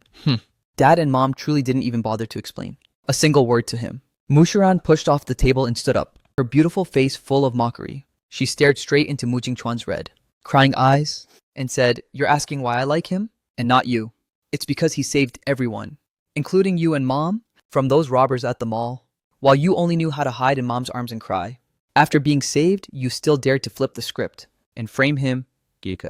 She never was one to hold back her words, but it was rare to see her use language this sharp. Madame Mew couldn't watch any longer and spoke up to advise her. "All right, Sharan, your younger brother was scared out of his wits too. Now everyone is safe and sound. Don't bring that up anymore." Mushuran looked at her mother, her eyes filled with complete disappointment. She suppressed her trembling voice. "Because I saw everyone from upstairs. I was afraid I'd be impulsive, so I was the first one down to save you and take Jingchuan away. Mom, do you know that a robber pointed a gun at my head? And I almost lost my life. You and Jingchuan kowtowing. To thank him wouldn't be too much. By what right are we not allowed to mention it now?" The emotions of Mushuran were so intense that they were stunned on the spot, not knowing how to react. Finally, I reached out my small hand and pointed at a dish on the table. I told her I wanted to eat that one. Only then did Mushuran wipe her face and turn back to serve the food to me. She curiously asked, "It seems you really like fish, huh? Did you live near the sea before?" I shook my head. There is no fish at the border. Occasionally, a refrigerated truck would pass by, but the fish bellies were stuffed with all kinds of things. I've grown this big and still haven't eaten seafood. It just looks very delicious. Eat slowly, watch out for fish bones. Mushuran was terrified by the stories about the border, so she hurriedly focused her attention on me, afraid I would choke. She no longer had the state of mind to pick a fight with Madame Mu and Mu Jingchuan. Mu Jingchuan was about to say something, but he was stopped by Father Mu. He led the mother and son into the study. "The results of the appraisal report are here." He handed the file to Madame Mu for them to look at together. Madame Mu looked at his expression and guessed there was an issue with the report. "Is there something wrong? He has no blood relation to us. He is not our son, huh?" When flipping to the last page of the appraisal results, Madame Mu screamed in shock. Mu Jingchuan, standing next to her, his eyes lit up as he cheered excitedly. "He's not part of our family. Dad, let's kick him out quickly." Madame Mu also regained her composure. She immediately nodded in agreement and said, "No wonder I always felt like I couldn't get close to him at all.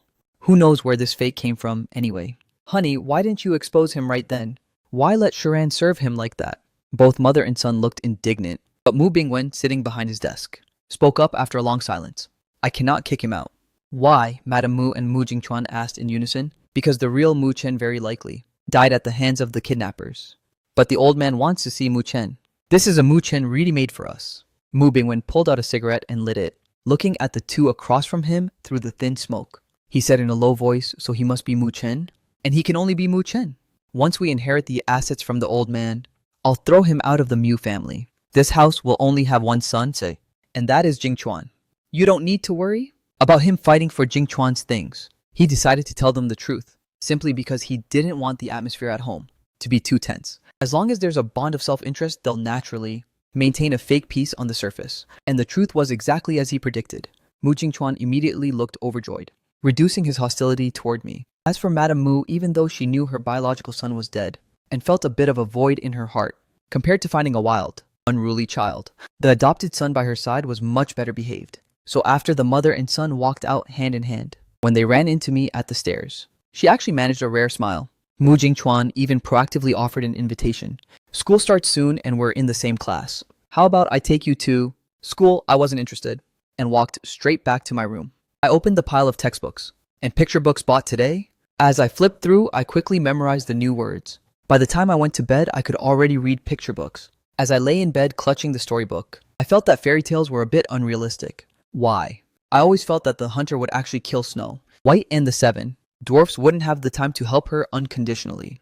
And with the witch's curse being so powerful, the prince shouldn't have been able to defeat the witch at all. In short, on my second night in the big city, everything felt very illusory to me. Early the next morning, before I had even woken up, there was a loud knock on the door. "Little Chen, are you up?"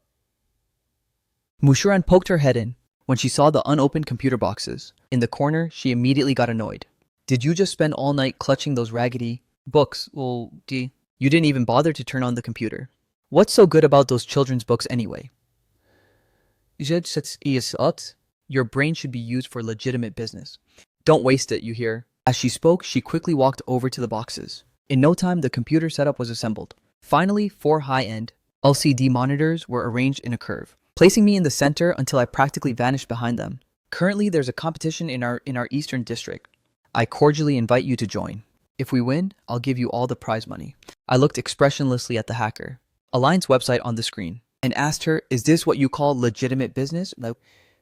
Mushuran chuckled twice. Fighting off foreign invaders? How does that not count as righteous patriotism? The cause of the incident was provocation from foreign hackers. Those people hadn't just breached the defense systems, but also brazenly left insulting messages against the country right on the homepages. Before the authorities could take clear action, they decided to show the world what's what. A few days ago, we took first place in the competition, so this time we're the core force for the cyber warfare against the American side. But we're still rookies, so we're lacking a bit of confidence. Mushuran spoke with a hint of embarrassment. This is also their first time being forced to do something beyond their limits. If the first move fails, they'll become the laughingstock of the hacker world. I didn't care much about the prize money. I was just interested in the fact that programming code could actually be used to attack others. So I asked a question first. How much longer until it starts? Mushuran checked her watch. The general offensive starts in an hour. I nodded and started flipping through the programming book I bought yesterday. Mushuran was afraid there'd be parts I didn't get, so she straight up stayed in the room. I didn't even go down for breakfast. She had the nanny bring it up to the room. Madame Mew woke up early for yoga. After hearing about this, she just curled her lip and didn't say anything else. In the room, the two of us finished breakfast. I was still sipping on a glass of milk. On the other side, Mushuran had opened her computer to contact her teammates. Eldest Miss, how are your preparations coming along? Didn't you say you were inviting a pro? Has the pro arrived yet? Yeah, I'm freaking out over here. You know, we're about to face off against the US team. With our meager skills, I really have zero confidence.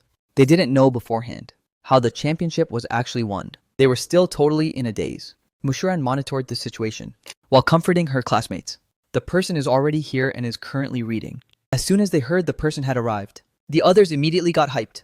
The great god has arrived. Well, hurry up and let us catch a glimpse. Mushuran had wanted to flex for a while, so she immediately opened the virtual camera, changed the face filter, and pulled both herself and me into the frame. Well, see him now? The people on the other side looked closely, suddenly realizing something was off. Why does this great god look so small? Is it just a height thing? Sharan looked at the kid who wasn't even as tall as the chair and nodded, saying, Yeah.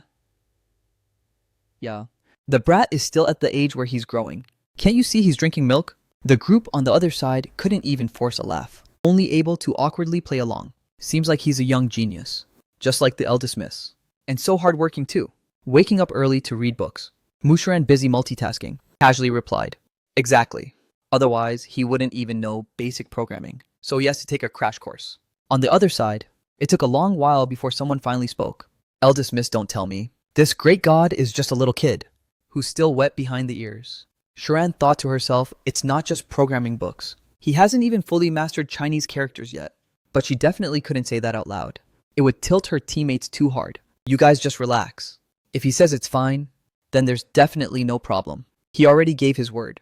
Truthfully, before yesterday, if anyone told him that a child dared to break into a US government website to carry the team, he definitely would have thought that person was insane. But after witnessing the events at the mall, seeing me stay calm in the face of danger with my own eyes, along with my vibe of being a man of few words but extreme decisiveness. Now, as long as it's something I've nodded my head to, he had a strangely high level of confidence.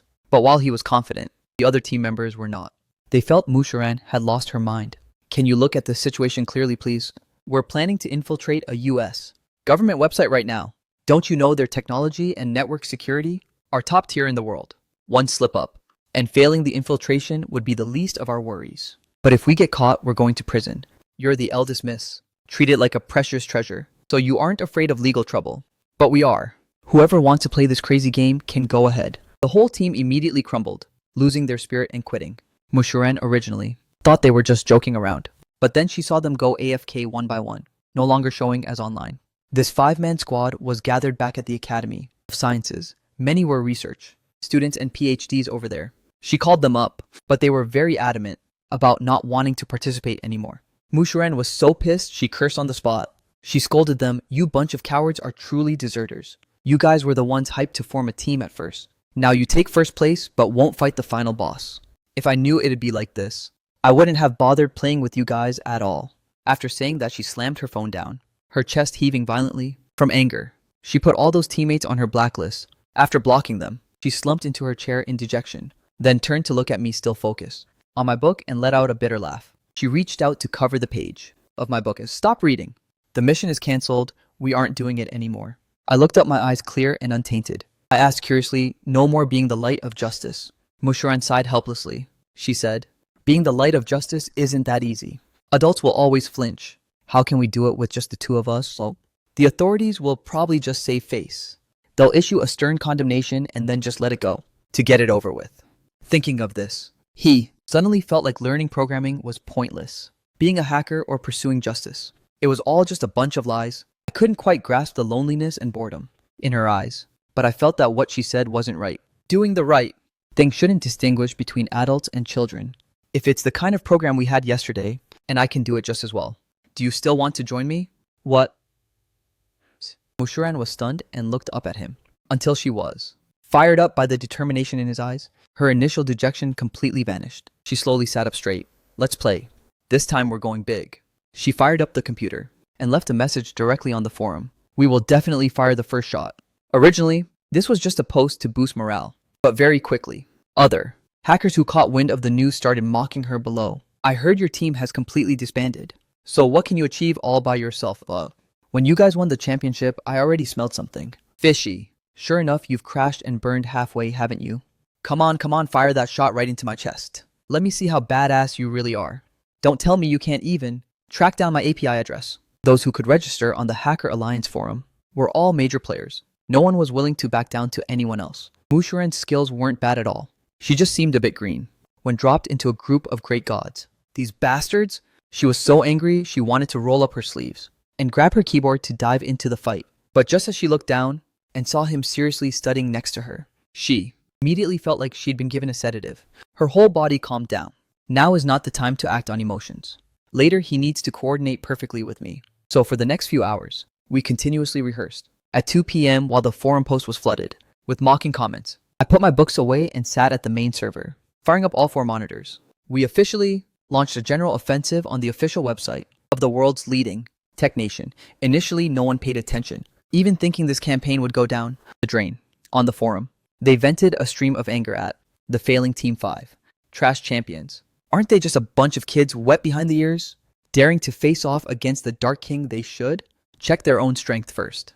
The great gods have all retreated to the second string. Who else can take down Uncle Sam now? Just as everyone was whispering and discussing heatedly, someone suddenly posted a holy crap comment below. Uncle Sam's official site is down, go check it out fast. When people saw it, they thought it was a malicious prank. Just a joke. But when they switched tabs, intending to take a screenshot to keep mocking, and went to Uncle Sam's page, everyone was stunned. That massive website that had just been hacked, its interface had turned a vibrant red. On it, peonies were blooming one by one. Truly a flowers blooming for prosperity picture. Even though there wasn't a single word in the image. It was full of memes only a Chinese person would get. Haha, what genius did this? This is hilarious, flowers blooming for prosperity. Wishing good people a peaceful life. My picky mom walked by, took a glance, and even praised Uncle Sam for having decent taste. The atmosphere in this post shifted abruptly, and soon the original poster reappeared. First shot, 3 short clear words that directly silenced everyone. It took them a long time to finally react. The opponent made their move exactly at the scheduled time, and the Vanguard strike actually succeeded. Everyone was caught completely off guard, and there was absolutely no time to figure out what was happening. They had to rush the original formation into readiness and attack other official websites one after another. On the second floor of the Mew house, Mushuran, after casually leaving that comment, leaned back comfortably in her chair and whistled. Then couldn't help but let out a silly smirk. She looked over at me and saw me staring intently at a photo. On the phone, she gave my little head a serious flick. How on earth did you come up with that? Leaving no words, only an image. And such a sarcastic one at that.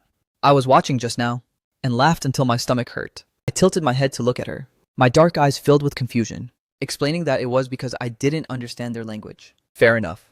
As an elementary student who just started learning Hanzi, English was indeed a bit too much. Plus she said this was a greeting photo, with many beautiful flowers. I held up her phone, looking so sincere, that Mushuran had to fake a cough, avoiding my gaze out of a bit of guilt. Earlier, when I asked how to greet the opponent, she thought I was being sarcastic, and intentionally gave me an old person's meme. She didn't expect me to actually be serious.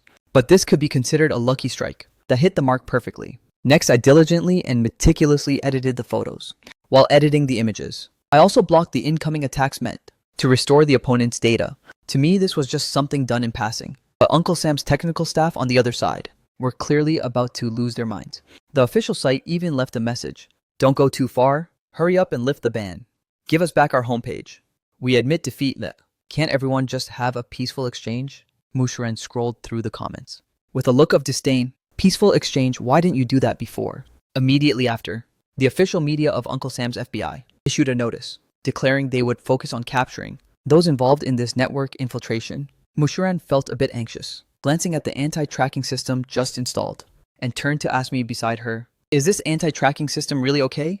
Even though the code looked high-end and left her incredibly amazed. What if Uncle Sam had even better technical staff? Hearing that, I didn't give her a definitive answer, but shook my head and replied, I don't know. That's why I have to make this picture a bit more beautiful. Mushuran was stunned, not understanding for a moment. What did this have to do with the picture? I thought about it and answered, a beautiful photo shows more sincerity. Sincerity and greetings. Shuran suddenly felt this child was too honest, but the world of adults was much more complicated than I imagined. Immediately, she sat up straight, no longer daring to relax comfortably, but constantly monitoring Uncle Sam's tracking movements, fearing that the next second the police would show up at the door. I could sense her fear. I stopped typing and turned to say, you can go out. If you're scared, you can back out. Even if I get caught, I won't snitch on you. Shuran turned to meet my firm gaze, suddenly feeling ashamed of her own recent hesitation. If a little brat like you isn't scared, then what do I have to be afraid of? At worst, I'll just go serve time with you. She ashed her teeth and got her spirit back. But I looked at her and thought to myself, we are not the same. She has a family. If something happens, someone will cry tears of grief for her, but I'm just an orphan with no strings attached. Even if I die, no one would care. So I've never been afraid of any threat. At this time on the forum, someone sent a private message to Mushuran. She opened it and found it was a hacker from another group. Hey, you there? What anti-tracking system are you guys using? Can you install one for me? Mushuran looked at the ID and found it familiar. It seemed to be the person who mocked her in the post. She directly rejected them. As a result, less than 2 minutes later, another person came to ask for the system. Mushuran felt a bit curious, so she asked back, why is everyone coming to me? Why don't you go ask the Dark King? The Dark King was the most senior person in the Hacker Alliance forum, and his skills were top tier. Last time, if I hadn't gotten lucky and broken through the enemy's defense, the top spot would have definitely been his. To her surprise, the other side messaged back. The Dark King was the first one to get wiped. Apparently, Uncle Sam just developed a new type of tracking program and secretly sold it to other countries. As soon as we hacked in, we were chased out like crazy.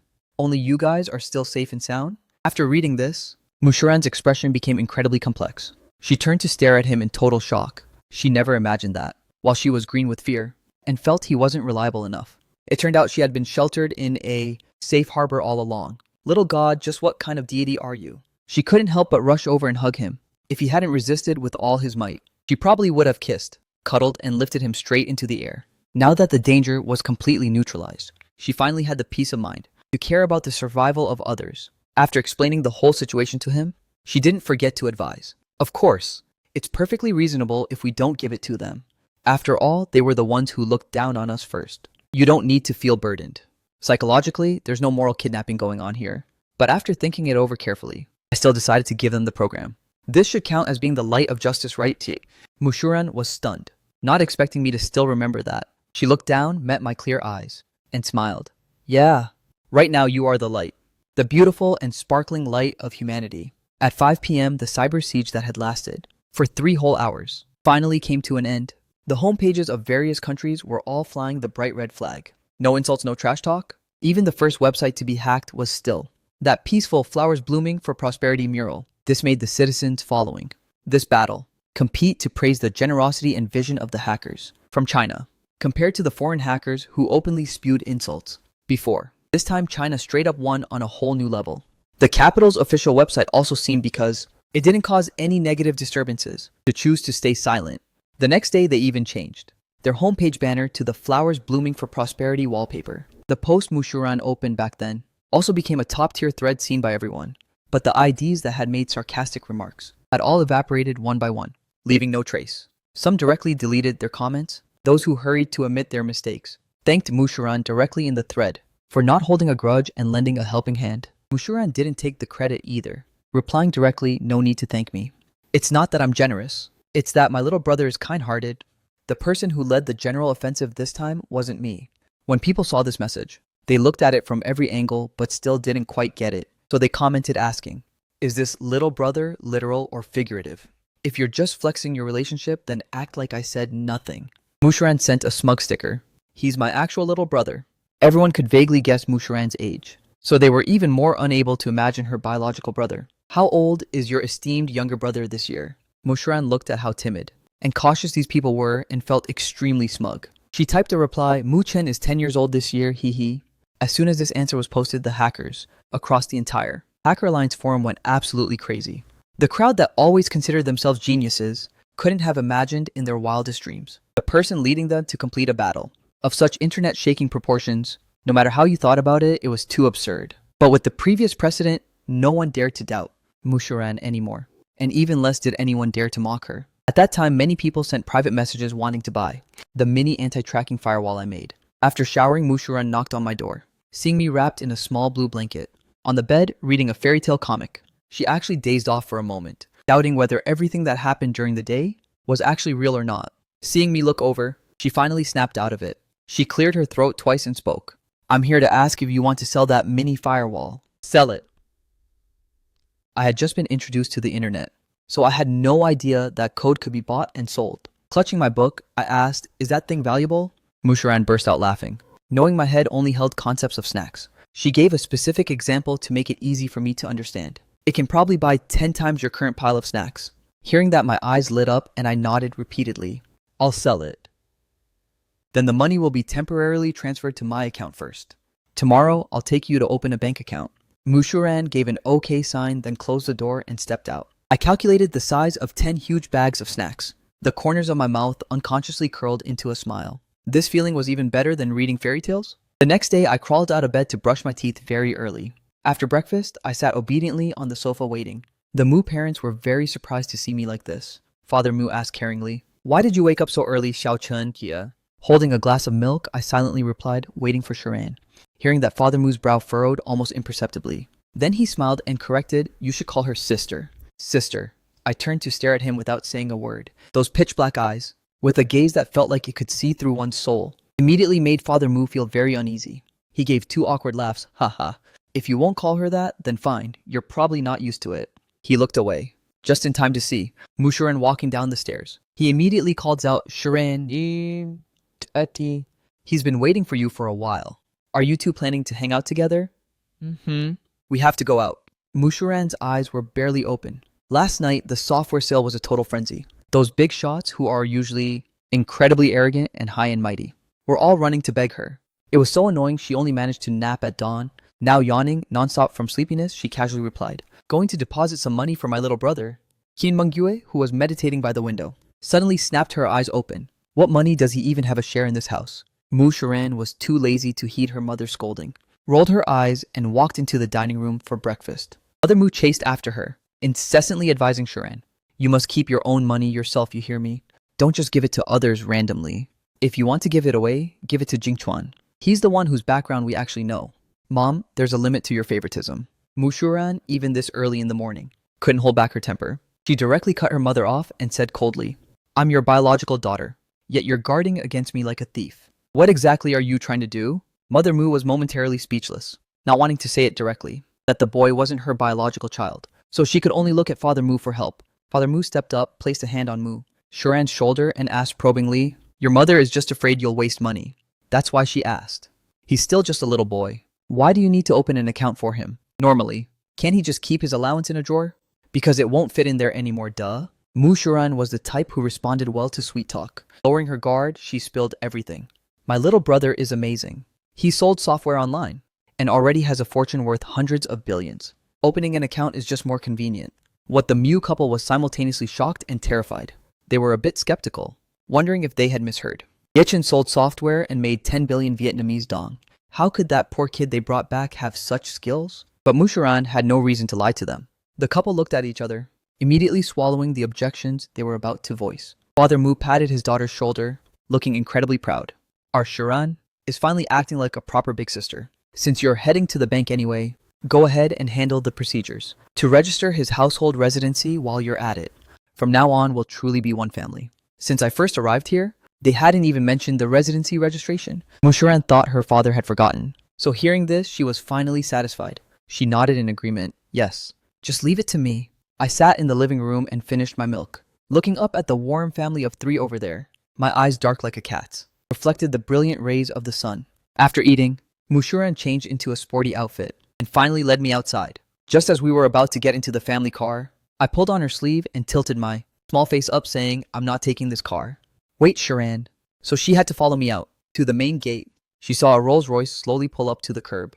After the car came to a full stop, Jiao Rojiao's elegant and graceful face appeared. She waved at me happily. Since you reached out to hang out, have you been doing well these past 2 days? I nodded and stepped forward to pull the car door open, but found the handle was too high, making it a struggle. Mushran leaned in, stepped up to open the door, and casually picked me up. We're going to handle business, why'd you call her? Is it possible I can't even finish this small task? Oh.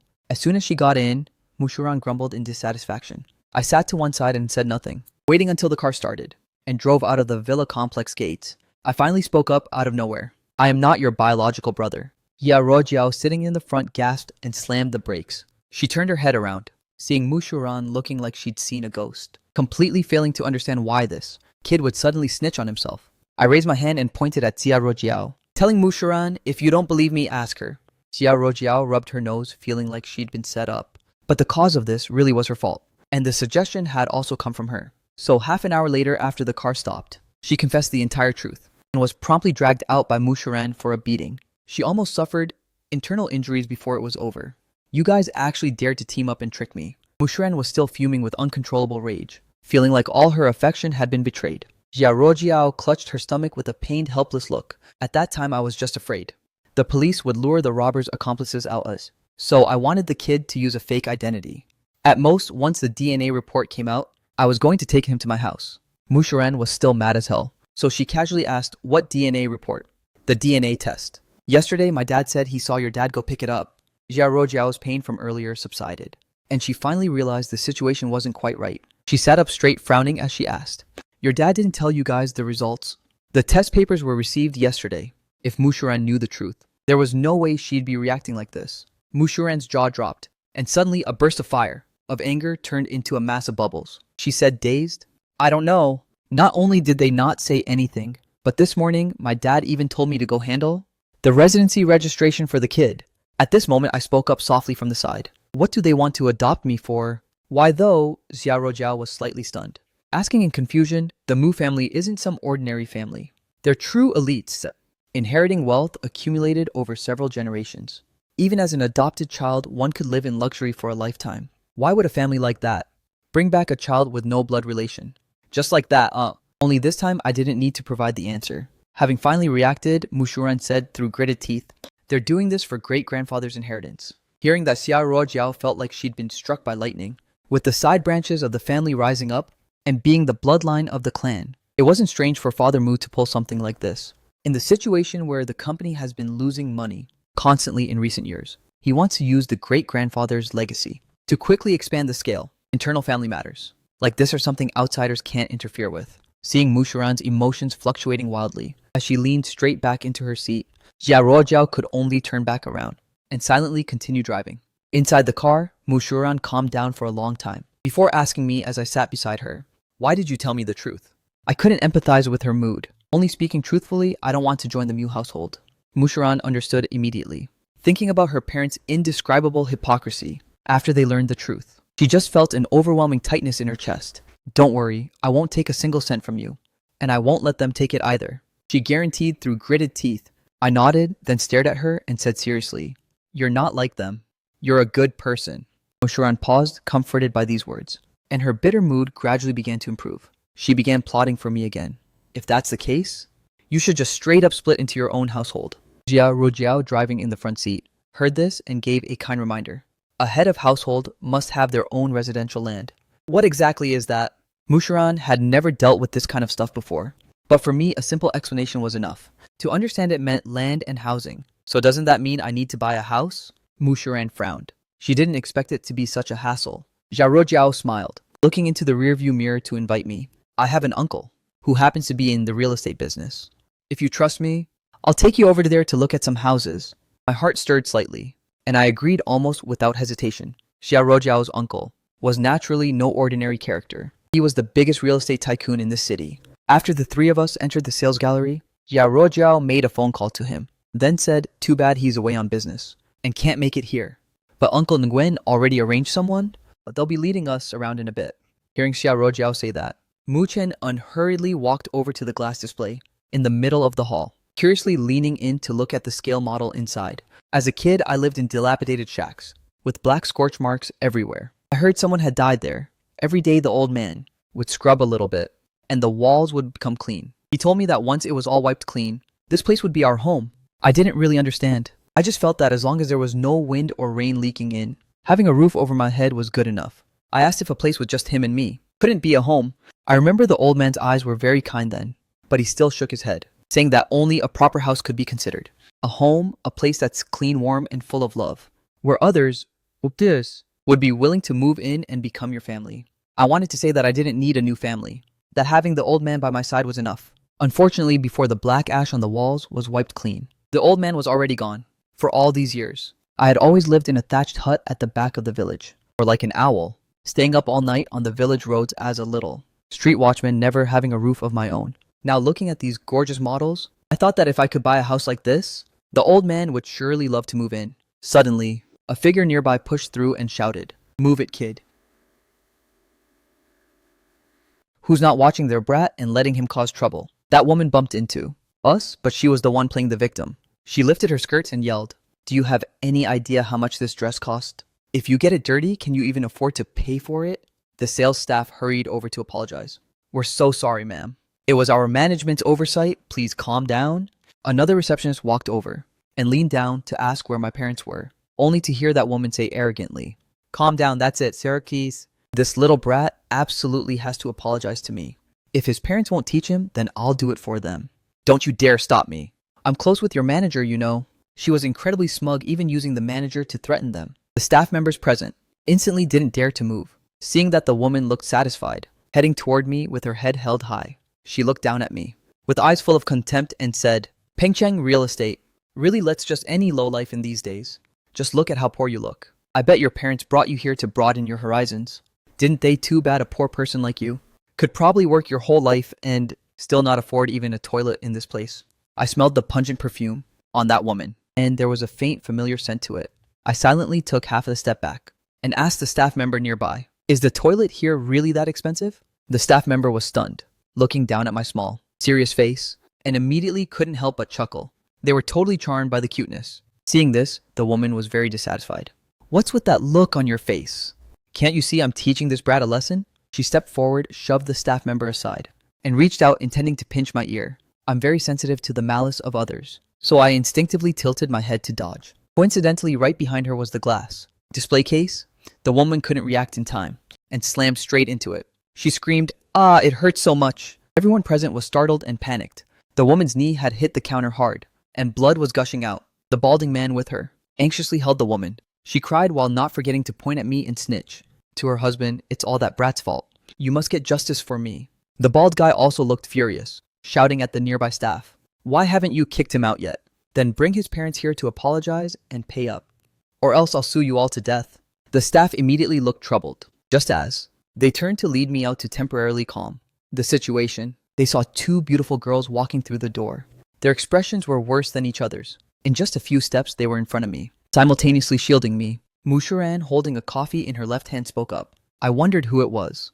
"You've got quite the mouth. Kicking people out at the drop of a hat, anyone who didn't know would think Pengcheng Real Estate was owned by your family." In her right hand, she held a small cake, lifting her chin as she glared at the bald guy. The bald guy was paralyzed with fear. "Young Mistress Mu." He then looked at Xia Ruojiao beside her and became even more panicked. "The two young mistresses are also here. What is the relationship between you two and this child, Icheti?" Xia Ruojiao rarely relied on her status to bully others, but today she wanted to try it out. She gave a faint smile and said, "He is my lifesaver."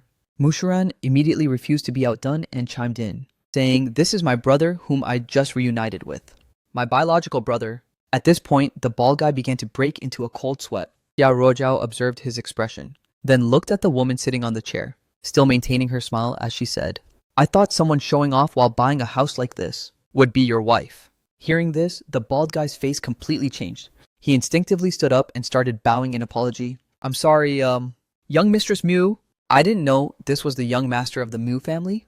If I had known, I would never have dared to be so reckless. Mushuran's presence wasn't inferior to that woman's at all. She said coldly, is he the one you provoked? Why are you standing here apologizing? Could we... She jerked her chin toward the space behind him, ordering, get the person involved out here. The bald guy didn't dare to disobey. Yes, yes. He turned around and grabbed the woman's arm. Hurry up and apologize to the Mew family's young master. Is he someone you can afford to offend? You're truly a stupid woman with no eyes. In his heart, he was extremely annoyed because she had caused trouble. But unexpectedly, she was even more upset than he was. She shoved his hand away and said, what are you doing? You're hurting me. Seeing herself become the target of criticism, she raised her hand and slapped the bald guy across the face. You useless piece of trash. You can't even protect your own woman. What good are you anyway? The crisp slap left everyone present stunned. They had seen fake big shots acting tough before, but they had never seen a mistress slap her sugar daddy like this before. The bald guy's face turned beet red as he prepared to speak, but he was kicked again by that woman. She said with pure disgust, get lost. I'm dumping you right now, so stop being an eyesore here. After speaking, she looked back at Xia Ruojiao and the other, pointing her red-nailed hand arrogantly while saying, and as for you guys, don't you dare leave. I'm going to teach you a lesson. Xia Ruojiao and Mu Shuran locked eyes. In this city, those who could actually trouble them, while being a big shot figure, were honestly very few and far between. The woman pulled out her phone and skillfully dialed a number. A few minutes later, a figure rushed into the main hall from outside. Seeing him, the staff all chirped their greetings. Hello, director. The man who arrived was about 40 years old, wearing a suit and having a thin frame.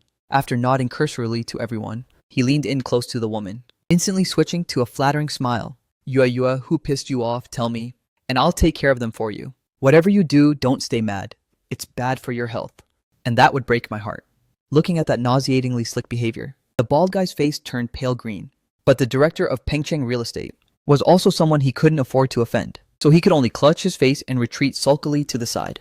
The woman exaggerated the story as she retold it, then bossly demanded the man vent her anger for her.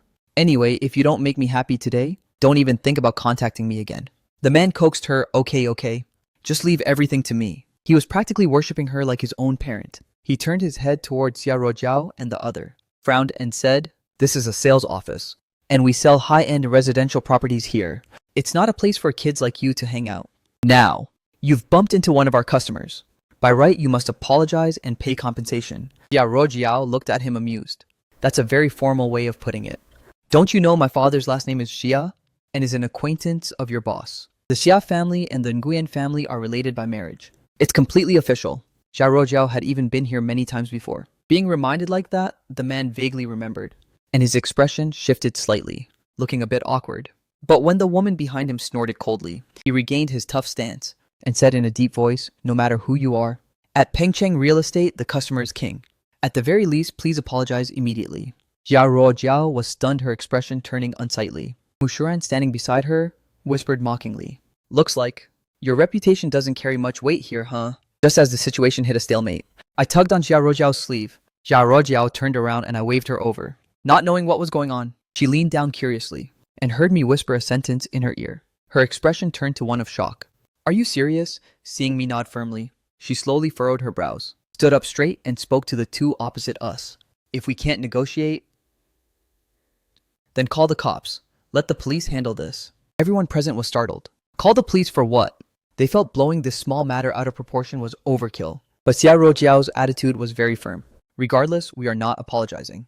In fact, we're suing that woman for threatening a child. That hot-tempered woman, naturally exploding at the slightest spark, barked back. Call the cops then.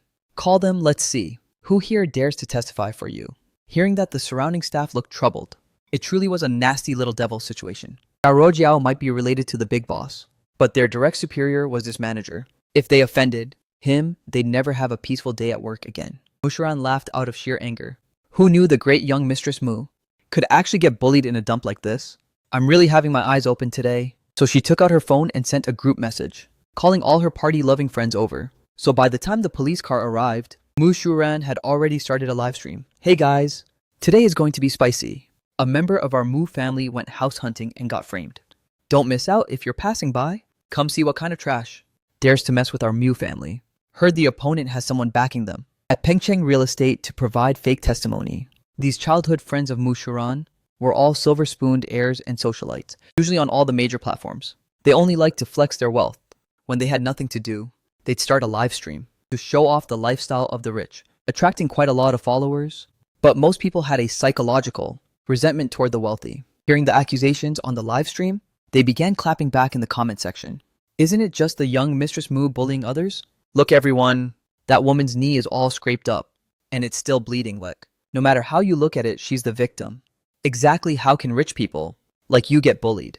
At a real estate sales office. You've got to be joking. You socialites need to start acting like actual human beings. It's one thing to spend your time flexing and partying, but now you're bullying ordinary people. Have you no shame? Musharan also knew that netizens had a bad impression of them, but her goal in live streaming today was simply to stop Pengcheng Real Estate from pulling any dirty tricks. So as soon as the police arrived on the scene, she immediately made a demand. We want to check the surveillance footage. Lu Zheng looked at the two sisters before him, speechless. He felt like he was having a run of bad luck with them lately. Everywhere he went, he ran into this young Mistress Mu. I hope you understand our police force is very busy. For these minor disputes, please settle them at the local ward office. He rubbed his temples. He even had a ring of blisters around his mouth. Lately, he'd been working day and night without rest, investigating a domestic drug trafficking case, on top of a shopping mall robbery. He was so busy his head was throbbing. More importantly, the drug case still had 0 leads, which made his mood pretty foul. Musharan was dissatisfied with his attitude. She grabbed me by the back of my collar and said, "You think this kid is some brat who just runs around, crashing into people?" I opened my dark eyes wide in confusion. Being held up like this made me look even more innocent and honest. Lu Zheng looked at me and indeed felt I didn't seem the type. Actually, forget doesn't seem like it. Someone who could single-handedly take down a mall robber was already far beyond 99% of adults. He was completely outside the category of a normal child. The woman opposite us started throwing a tantrum. What is the meaning of this now? You're all in cahoots, aren't you? She immediately pinned a huge accusation on Lu Zheng. Musharan turned back to glare at her. The woman smirked triumphantly. That brat thought she could use a live stream to manipulate public opinion. Then don't blame her for adding fuel to the fire. Talk was cheap. To her, they were still just green and naive. Just as Musharan was reaching her boiling point, Jia Rojiao, who was usually calm and thought things through before acting, suddenly rushed forward. She grabbed the woman's wrist and started dragging her outside. The woman's face turned pale with rage. What do you think you're doing? Are you crazy? Since her leg was already injured moving, even a bit made her lose her mind from the pain. She grabbed her handbag and swung it straight at Xia Rojiao. Seeing this, Lu Zheng had no choice but to step in. Stop fighting, so. Stop it. But before he could even take 2 steps, he saw a small figure dash out like a flash and pounce straight onto that woman. I bit down hard on the woman's wrist. She screamed in agony, "You crazy little brat! Get the hell off me." She prepared to swing her arm and fling me away, but I tilted my head to dodge and smoothly yanked the zipper of her handbag. After a zipping sound, everything inside came tumbling out onto the floor. Lu Chen instinctively looked down, and his expression shifted instantly as he let out a loud shout, "Nobody move!" When the black muzzle of his gun was drawn, the scuffling crowd in the hall froze in shock. The rich kids on the livestream also stood jaw-dropped. Was it just a hair-pulling catfight? There was no need to pull out a gun, but very quickly they saw Lu Zheng push through the crowd, pick up a syringe from the floor, along with a piece of silver foil, sniffed it, and then pointed his gun directly at the woman. "Ma'am, I am officially arresting you for drug-related offenses. I require you to follow us to the station to undergo an investigation." At this moment, everyone finally understood, casting their eyes toward the pile of items strewn from the handbag on the ground. "Open up, Buck. Open the door for me, or I'll kill you all." With a ferocious face, the guard's limbs trembled in fear. Luckily, Lu Zheng arrived just in time, bringing the woman down to the ground, pinning her arms back and handcuffing her. Lu Zheng temporarily placed the woman on the sofa, explaining that she had likely overdosed on illegal substances. Her nervous system is a bit unstable. A new type of drug has appeared in the city recently. Inhaling it makes one irritable and violent, even leading to antisocial personality traits. Everyone please stay vigilant. Hearing this, everyone suddenly realized. No wonder she feared nothing on heaven or earth, daring to offend even Xia Rojiao and Mu Shuran. "Oh, right." Xia Rojiao pointed at the manager nearby and said, "Captain Lu, this gentleman here is likely an accomplice. You guys should take him in for investigation too." That manager was the very same man who helped that woman vent her anger after she was called out. A flash of panic crossed his eyes, but he tried to act calm and said, "Young Mistress Sia, you're abusing public power for a personal vendetta." Before he could even finish his sentence, Lu Zheng walked up with a dark expression. "Just now, when the suspect tried to flee, you intentionally obstructed me. Since you're the manager of the sales office, you can fully provide the customer list, so I'll need you to come with me." The manager instantly went silent. Realizing the other party wasn't easy to fool, he turned around intending to bolt. Unfortunately, he was caught by a prepared Lu Zheng. After rolling up his sleeves and seeing needle marks on his arm, the truth was basically crystal clear. After that, the investigation expanded. Lu Zheng made a call to assemble his team members, while simultaneously cordoning off the scene, strictly forbidding anyone from entering or leaving to cooperate with the investigation, with that woman as the breakthrough point. Half an hour later, all the leads were brought to light. That woman was actually the dealer, and the manager was the middleman who helped introduce customers. They had spread a web of connections across the entire city. Pengcheng Real Estate was their next target for distribution. As the team members took the woman away, they even winked at Lu Zheng, giving a thumbs up to praise their captain for being so badass. Snagging the dealer in one go and cracking a major case was as easy as pie for him. In reality, he himself was quite dazed, not understanding how. He clearly came to handle a minor dispute, but somehow ended up cracking a case. Lu Zheng turned his head to look back at the scene. Besides a group of staff undergoing inspection, and a bunch of rich heirs live streaming, there were only Xia Ruojiao and Mu Shuran left right, and there was that strange child too. If I remember correctly, it was that kid who yanked down the woman's bag. Just as he stepped forward, he was blocked by a young woman's figure. Calling the police was my idea. I happen to have a few details to add for the captain. A smile bloomed on Xia Ruojiao's elegant face, appearing quite harmless. Lu Zheng paused, squinting as he sized her up. "It was you. So did you really call the cops over a minor spat, or did you realize the other party was a criminal?" Xia Ruojiao glanced around, noting the peeking live stream cameras, and calmly replied, "I saw needle marks on his arm." Lu Zheng frowned, feeling there was a huge loophole in those words. Based only on that, it would be hard for an ordinary person to think of contraband. Xia Ruojiao acted as if she had just realized something, saying with a very innocent expression, "Is that so? I guess I've watched too many police dramas, so I got a bit paranoid. But if a lucky guess helped the police, then I suppose it's still a good deed." She made it sound so simple, but Lu Zheng still felt his heart filled with suspicion. When he turned his head to look for that child, he discovered the boy had already vanished. At a small table in a hidden corner, I was sitting on a high stool, using a small spoon to scoop up bites of the cake in front of me. This was the cake Mushuran had just gone out to buy. Seeing no one around, she leaned in close and whispered, "You're the one who told Xia Ruojiao to call the cops." "Right." I held a mouthful of fresh cream and closed my eyes, satisfied with the sweet flavor on the tip of my tongue. Hearing her, I just gave a slight nod in admission. Mushuran took a sharp breath of cold air, her curiosity growing even more intense. "How did you find out he had a problem, eh?" I reluctantly swallowed the cream, then finally held up my spoon and spoke. "When he bumped into me, I saw needle marks on his arm. Plus he had the smell of tinfoil on him." Mushuran wasn't very familiar with that kind of stuff. "Tinfoil, but I used to see it a lot at the border. The people who use that stuff up, they love to pour the powder onto the foil and then light it up. They say doing that gives a better high and tastes better. So when I caught that scent earlier, I knew for sure that woman was a pro."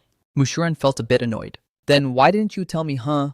Even though the two of them weren't blood related, they still lived under the same roof. In terms of how close they were, she should definitely rank higher than Xia Ruojiao. The fact that I chose to coordinate with Xia Ruojiao instead made her feel pretty jealous. I thought about this for a long time, pondering until I finally found a logical explanation. Because you were the one who could deceive the enemy. For example, getting people to start a live stream and making a scene with all that shouting. Things like that helped lower that woman's guard. 3,524. That part was just as important. This point is just as important. Hearing this, Mushuran's heart suddenly felt warm, and her irritation was instantly smoothed over. She didn't forget to say proudly, "Xia Ruojiao really is useless.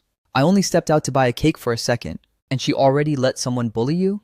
We're not playing with her anymore." As soon as she finished, she felt a chill down her spine. Turning around, she saw Xia Ruojiao standing there, smiling without saying a word. She got goosebumps all over. Xia Ruojiao sat down at the table, first glancing at Mushuran before speaking. "Sister, I asked for your help to distract them.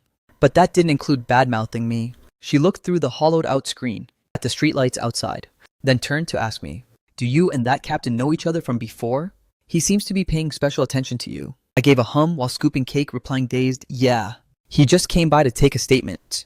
I didn't really take it to heart. Since the guy was a good person anyway, I wasn't scared at all. Xia Ro Yao, seeing me like this, felt a bit helpless. She turned to caution Mu. Shuren, in the future, if I'm not here, try not to let the boy get involved in stuff like this. His background is very unique. If he actually gets targeted by certain people, it'll be a massive headache.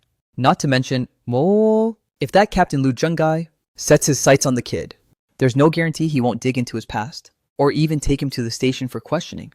This was exactly why she took the credit for everything earlier. Mu Shuren, unwilling to be outdone, frowned and snapped back, I don't need your lecture. I know what to do. Mu Shuren, unwilling to be outdone, frowned and snapped back. But as soon as she turned her head, several phone cameras were pointed straight at her face. A group of rich heirs, having just finished their statements, swarmed over, looking at her with pure idolization. Young Mistress Mu, you're freaking legendary. You just stepped in and cracked a major case. Breaking news that even the media couldn't dig up. And we just live streamed it directly from the scene. It's insane, look. The viewer count in our live stream room is absolutely skyrocketing. Look at those fans who were calling you a bully earlier. Now they're all praising you as a heroic girl. Wise and totally badass. At this rate, when the wilderness survival training starts in a few days, young Mistress Mu will definitely be the most deserving team leader.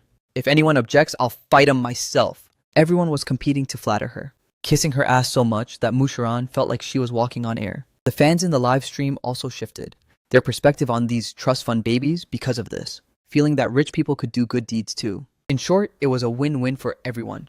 By the time the police finished their investigation and completely cleared out of the sales office, outside, a middle-aged man came rushing over. Xia Ruojiao was shocked to see him and stood up to greet him. Uncle Nguyen, aren't you supposed to be on a business trip? Why are you back already? The CEO of Pengcheng Real Estate. Wang Guodong rushed over and grabbed her shoulders, his face still filled with panic. Something like this happened to you. How could I just sit still? I just rushed back from another province. How are you? You're not hurt, are you? Xia Ruojiao shook her head, then turned to introduce Mu Shuren. I'm fine, uncle. The other party didn't even touch me. I also had Mu Chen with me. Today, I mainly came with him to buy a house. So we just happened to stumble into this case. These words were clearly a subtle hint. Wang Guodong immediately looked at me and smiled, reaching out to ruffle my messy hair. He happily said, well then, little Chen is truly my lucky star. If it weren't for you, this residential area of mine would have turned into a drug den. Let's go. What kind of house do you want to buy today? I guarantee I'll make you satisfied. After that, Ruan Guodong personally drove me in an electric cart around the urban area, visiting each unit in person to pick a house. I stood in front of a villa with a swimming pool, lingered for a long time, then turned to ask Ruan Guodong how much this one cost. Seeing my little old man act, while asking for the price, Ruan Guodong burst out laughing. He couldn't help but chuckle and pat my head, generously saying no money needed. Well, this house is my gift to you. I looked up at him in confusion. A gift for me? Why? Ruan Guodong glanced at Xia Ruojiao nearby. She gave him a slight smile. Ruan Guodong leaned down, looked at me and explained, because without you, I would have lost much more money than this. So this is a thank you gift. Just take it. This was the first time in my life I'd received a thank you gift, let alone a house worth tens of billions of dong. With Uncle Ruan Guodong there, in less than an hour, the house went from title transfer to being handed over. All the procedures were completed, holding the freshly issued red book in my hand. My household registration was also finished. Inside that small red book, only my name appeared. Although I really wanted to add Grandpa's name, I heard that once someone passes, they're removed from the registry. So I just set up a wooden tablet in the yard, treating it as if he had moved in with me. Before leaving Uncle Ruan, Guodong looked quite regretful. I really should have had a meal with everyone, but the project in the other city is rushing me too much. I guess I'll have to wait until next time to treat our adorable little friend here. By the way, I heard from young Mistress Mu that you're also studying at Manadan Elementary. My son Jingcheng also goes there. I hope you two get a chance to become good friends. Xia Ruojiao knew that him being able to return even for a bit wasn't easy. Hearing this, she smiled and nodded. I'll go pick up Jingcheng after school tomorrow, and let the two of them get to know each other then. Ruan Guodong patted her shoulder, a flicker of gratitude appearing in his eyes. After seeing his car off, the three of them returned to the luxury villa. Mu Shuren walked around, and after one lap, she couldn't help but click her tongue. Talk about a tycoon developer, he's seriously generous. Xia Ruojiao didn't comment on her choice of words, only praising Uncle Ruan as a very magnanimous person. That's the reason why his business keeps growing bigger and stronger. Feeling a bit choked up, Mu Shuren pursed her lips and flopped down onto the sofa. But even so, there's no need to exploit a child's connections. Is there, if he finds out Mu Chen isn't a young master of the Mu family, won't he be pissed off, Gil? Hearing this, Xiao shook her head and sighed softly. This has nothing to do with Mu Chen's status. Uncle Ruin's son Jingcheng has a very introverted personality. I've heard his father mention it a few times. It seems the boy isn't very happy at school. He probably saw that Mu Chen has a steady personality, so he wanted to ask our little brother to look after him a bit more. Mushuran felt like she was joking. Mu Chen himself is just a little kid, so what could he possibly look after? Xiao disagreed with her point of view. Mu Chen is much more badass than you imagine. On this point, Mushuran couldn't refute it. Whether it was fighting back against the thugs at the mall or seeing through the drug concealment, she truly couldn't have done any of it herself. The two of them sighed, turning their heads to look out the floor-to-ceiling window at the thin figure standing seriously by the swimming pool. Ever since viewing the house earlier, the boy seemed particularly interested in this pool. After receiving the house, he didn't even check the interior decor, but just kept wandering around the water's edge like that. Mushuran couldn't contain her curiosity, craning her neck to ask, "Tell me, what on earth is he looking at? Is there gold underwater?" Xiao shook her head, also not quite understanding the boy's actions. Then before the two of them could reach a conclusion, the water surface suddenly splashed everywhere. The two young women in the living room froze for 2 seconds, then simultaneously shouted, "Holy crap," and bolted upright, pushing open the window to fish the person out.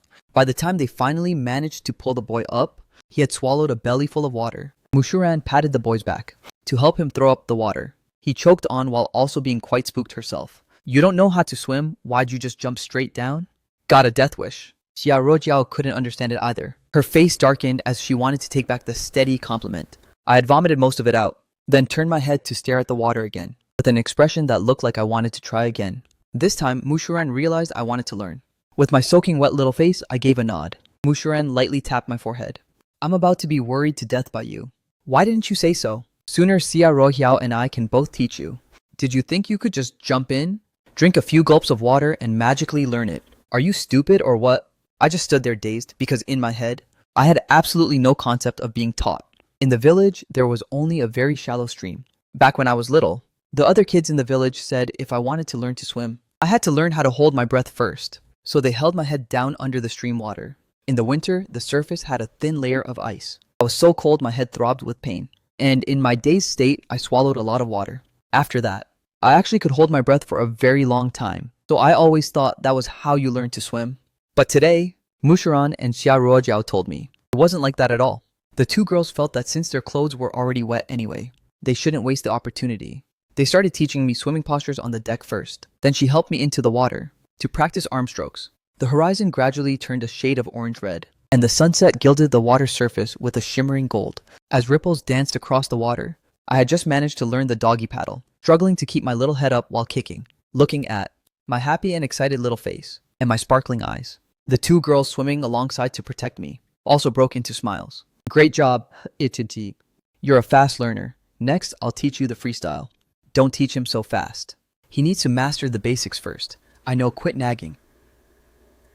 I struggled my way to the edge of the pool, clinging to the white ceramic tiles. I turned back to look at the two of them bickering, my dark eyes filled with a sense of novelty. This was the first time I felt that learning to swim wasn't painful at all. That evening, after the three of us ate at a restaurant, Mushuran finally took me home. The moment we stepped through the door, Mu Jingchuan jumped up from the living room sofa and excitedly asked his sister, "I heard you took him to deposit some money. Does he really have that much cash?" Mushuran saw how hyped he was and knew exactly that he'd found out and was eyeing it. "My money?" And I suddenly felt disgusted. She rolled her eyes and said, "Whether he has money is none of your business." Getting the cold shoulder, Mu Jingchuan curled his lip in annoyance. Mrs. Mu awkwardly tried to play peacemaker. "Shuran, Jingchuan is just curious. Did getting the household registration done go smoothly today? What took you so long?" Mushuran could hear the probing in her voice. And she answered dismissively with a trace of disgust. "It went fine. School is starting soon. So shouldn't we send the boy to the old master's place? Even though he really wants to live with me, I think it's better if he moves out a bit early." If this had been before, Mrs. Mu would have surely jumped for joy and agreed with both hands.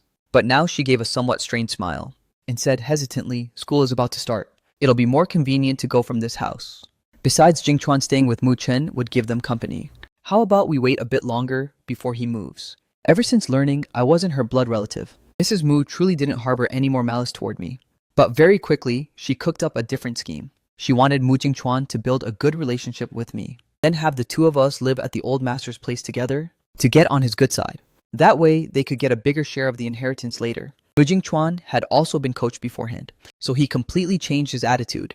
He walked over trying to grab my hand. Don't worry, bro. When school starts, I'll protect you. As long as everyone knows you're my big brother, no one will dare bully you. I dodged his touch, having zero interest in the petty clashes of these elementary school brats, and headed straight upstairs. Downstairs, Mu Jingchuan was so frustrated he almost cried. Mom, look at him. The next day was September 1st, the official start of the school year. To prevent Mu Jingchuan from tagging along, Mu Shiran dragged me out of the house early. The first thing she did once we got into the car was stuff a carton of milk into my hand. Drink your milk so you can grow big and tall. Swimming yesterday drained too much of my stamina. After finishing the milk, I ate 3 buns in one go. Seeing Mu Shiran sprawled out with her limbs everywhere, scrolling through her phone, then looking at the chauffeur driving in the front seat, I asked, don't you know how to drive? Xia Rojiao already knows how to drive. Mu Shiran bolted up indignantly, thumping her chest to firmly assert that she was still young. Your sister Mu Shiran is still a minor. Okay, Xia Rojiao is a total fraud. She looks gentle and harmless, but behind everyone's back, she's into drinking and smoking everything. You should hang out with her less. I really didn't expect that. Recalling Xia Rojiao's pro-driving skills, I realized you truly can't judge a book by its cover. Mu Shiran felt that if she didn't achieve some kind of success soon, her little brother would end up siding with someone else. But don't worry, during the military training at the start of this school year, I'm definitely taking first place. I had no concept of what military training was. I just thought for a moment, then reminded her that it could be very dangerous. Mu Shiran immediately felt her spirits lift. She ruffled my little head and giggled. Are you worried about me? Relax, in an elite school like ours, the students' lives are worth more than gold. They wouldn't dare let us take any risks. Unless someone goes looking for trouble. I nodded, half understanding. Since I'd never experienced it before anyway, I didn't say anything more. At the international elite school, the elementary and high school sections aren't in the same spot, but the distance isn't considered far. Mu Shiran left the house early, specifically to help me get used to the school environment first. Unexpectedly, as soon as we got out of the car, we ran into Xia Rojiao. Xia Rojiao was standing next to a Rolls Royce, leading a little boy by the hand, waving at us with a bright smile. Mu Chen Young, Mistress Mu. What a coincidence. Mu Shiran's eyes were full of annoyance as she pulled me away. Seriously, she's like a ghost that won't leave. Xia Rojiao took a few quick steps to catch up, leaning down with gentle eyes to introduce us. Chen Chen. This is Uncle Ruan's son, Ruan Jingcheng. He's in the same class as you. I hope you two can get to know each other. Jingcheng, don't be afraid. This is Mu Chen. He's a good kid.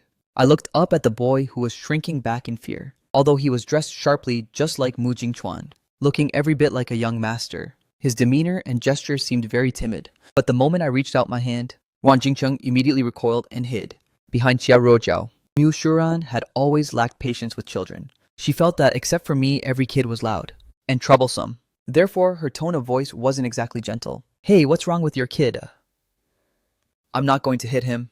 Is there any need to be that terrified? Xia Rojiao called his name twice, but the boy refused to come out for dear life. Jingcheng, what's wrong? Jingcheng also just transferred here last semester. He probably hasn't adapted to the environment at Manadan yet. He's always been very resistant to school. I thought that with Mu Chen as a friend, his mood would improve a bit.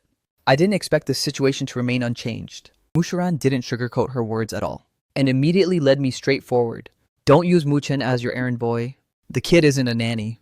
I followed right behind my dark eyes, following the direction Ruan Jingcheng was looking, and saw someone wearing a neatly pressed suit, a young woman with a very elegant appearance. The woman noticed my gaze, and quickly walked over to introduce herself. Hello everyone, may I ask if this is the new student? I'm Xu Niangxi, the homeroom teacher for class 4-1. I heard a new little friend was transferring in today. I bet it's definitely you. Right, Xu Niangxi looked very delicate, with a friendly smile, carrying a faint, pleasant scent. That wasn't overwhelming at all. She just squatted down like that to talk to me, looking very approachable. However, after staring at her for a long time, I suddenly asked in a crisp voice, "Are you acting in a play too?" Shunianixi was startled and choked on her own saliva. Caw, what did you say? Mu Shiran also looked embarrassed, hurriedly looking down to scold me. What kind of nonsense are you talking? I blinked in confusion, looked at the teacher in front of me and said, Didn't you say it before? That Xia Rojiao looks harmless but is actually sneaky. Xia Rojiao had just walked up. I think they give off a very similar vibe, just catching up from behind. Xia Rojiao had heard the entire thing, Talk about a single sentence offending two people at once. Mushuran scratched her head and gave a forced laugh. Ha ha ha. You're almost late for class, and since the teacher is here, I'll leave him in your hands then. See you after school. After saying that, she dumped me there and bolted. Xiao Ruojiao looked at her retreating back speechless, before finally entrusting the two children to Xu Niangxi. She politely said, Miss Zhu, kids don't know any better, so please don't take his words to heart. I'll have to trouble you to look after them. Xu Niangxi gently replied, Ms. Zia, you're being too polite. This is my responsibility. If I can educate these little ones to become someone as excellent in character and learning as you, that would be the greatest honor of my life. You flatter me, Miss Xu. The two chatted for a while before parting ways. Zhao Ruojiao walked toward the car, turning back to look at Xu Niangxi's silhouette, muttering to herself, are we really that similar? In another development, I had arrived at the legendary elite school. Clean synthetic floors, hallways, lined with various posters and artworks, along with clean, bright, and stylish British-style uniforms, countless multi-purpose classrooms equipped with instruments, computers painting tools, and so on, compared to that dilapidated school in the border region, which only had exactly 2 classrooms. This place was truly worlds apart. I observed everything very closely, and the other students were looking at me the same way, because I wasn't wearing a uniform. Plus I looked tanned and skinny. Even though the quality of the clothes I wore wasn't bad, I seemed out of place compared to everything here. Right above my head, suddenly, the warm and gentle voice of a woman rang out. Are you scared? I shook my head, not seeing anything to fear. Xu Nianxi's voice wasn't rushed at all. It sounded as smooth as a caressing spring breeze. Is that so? Usually transfer students find it hard to adjust. Because this is an elite school, the students' family backgrounds are generally very wealthy. Even the teachers will compare themselves to one another. In such an atmosphere, looking tan dog, dressing poorly, or even just looking too ordinary, or having an accent, will all make others look down on you. She was explaining this dream castle to me, along with its most brutal rules. Then she bowed her head, smiled, and said, But you don't need to worry. Whenever you face difficulties, remember to come find me. I will help you. I felt that what she said wasn't right. If others hate me because of those things, then that's definitely their problem. She should be going to educate those other people instead. But just as I was about to open my mouth, I saw Ron Jingcheng over there wiping away tears. Ron Jingcheng bowed his head, crying very quietly. But big fat tears kept rolling down. His body was even trembling slightly. Xu Niangxi sighed as she patted Ruan Jingcheng's head and said, Jingcheng is facing exactly this situation. Last semester was a very hard time for him. Luckily, he persevered through it. Isn't that right? Ron Jingcheng gave a sob, before slowly nodding his head. Xu Niangxi smiled gently. Her fingers followed through, sliding down to touch Ruan Jingcheng's shoulder. Today, the boy wore a clean shirt, making him look quite thin and fragile. The woman's hand came to a stop right there. I quietly stared at that hand for a long time, frowning slightly with doubt as we reached the classroom door. The school bell hadn't rung yet. Xu Niangxi let Ron Jingcheng go in first, then said to me, Let's wait until class starts to go in. To give everyone a surprise, okay? For now, let's go to the office and hang out for a bit. I'll give you some candy. She used a tone meant for coaxing children, but I didn't want to go at all, because I don't like eating candy given by strangers. Back at the border, there was a greedy kid who ate candy from a passerby and immediately foamed at the mouth. I had a feeling this teacher had that kind of candy too. Xu Niangxi gently persuaded me with an incredibly kind expression. Don't be afraid. Did you forget your sister Sharan? Asked me to take care of you. I thought about it for a moment and figured she was right, so I nodded. But just as I was about to follow her, someone in the classroom suddenly shouted, Moo! Chen Che right after that. A swarm of brats poured out from the front and back doors, instantly surrounding me as they chatted excitedly. Whoa, is this Mu Chen To? The super OP friend who beat up that robber. Yeah, he was so badass back then. Whoosh, whoosh, whoosh, he appeared. Just like an armored hero. No way, he's clearly like Neja.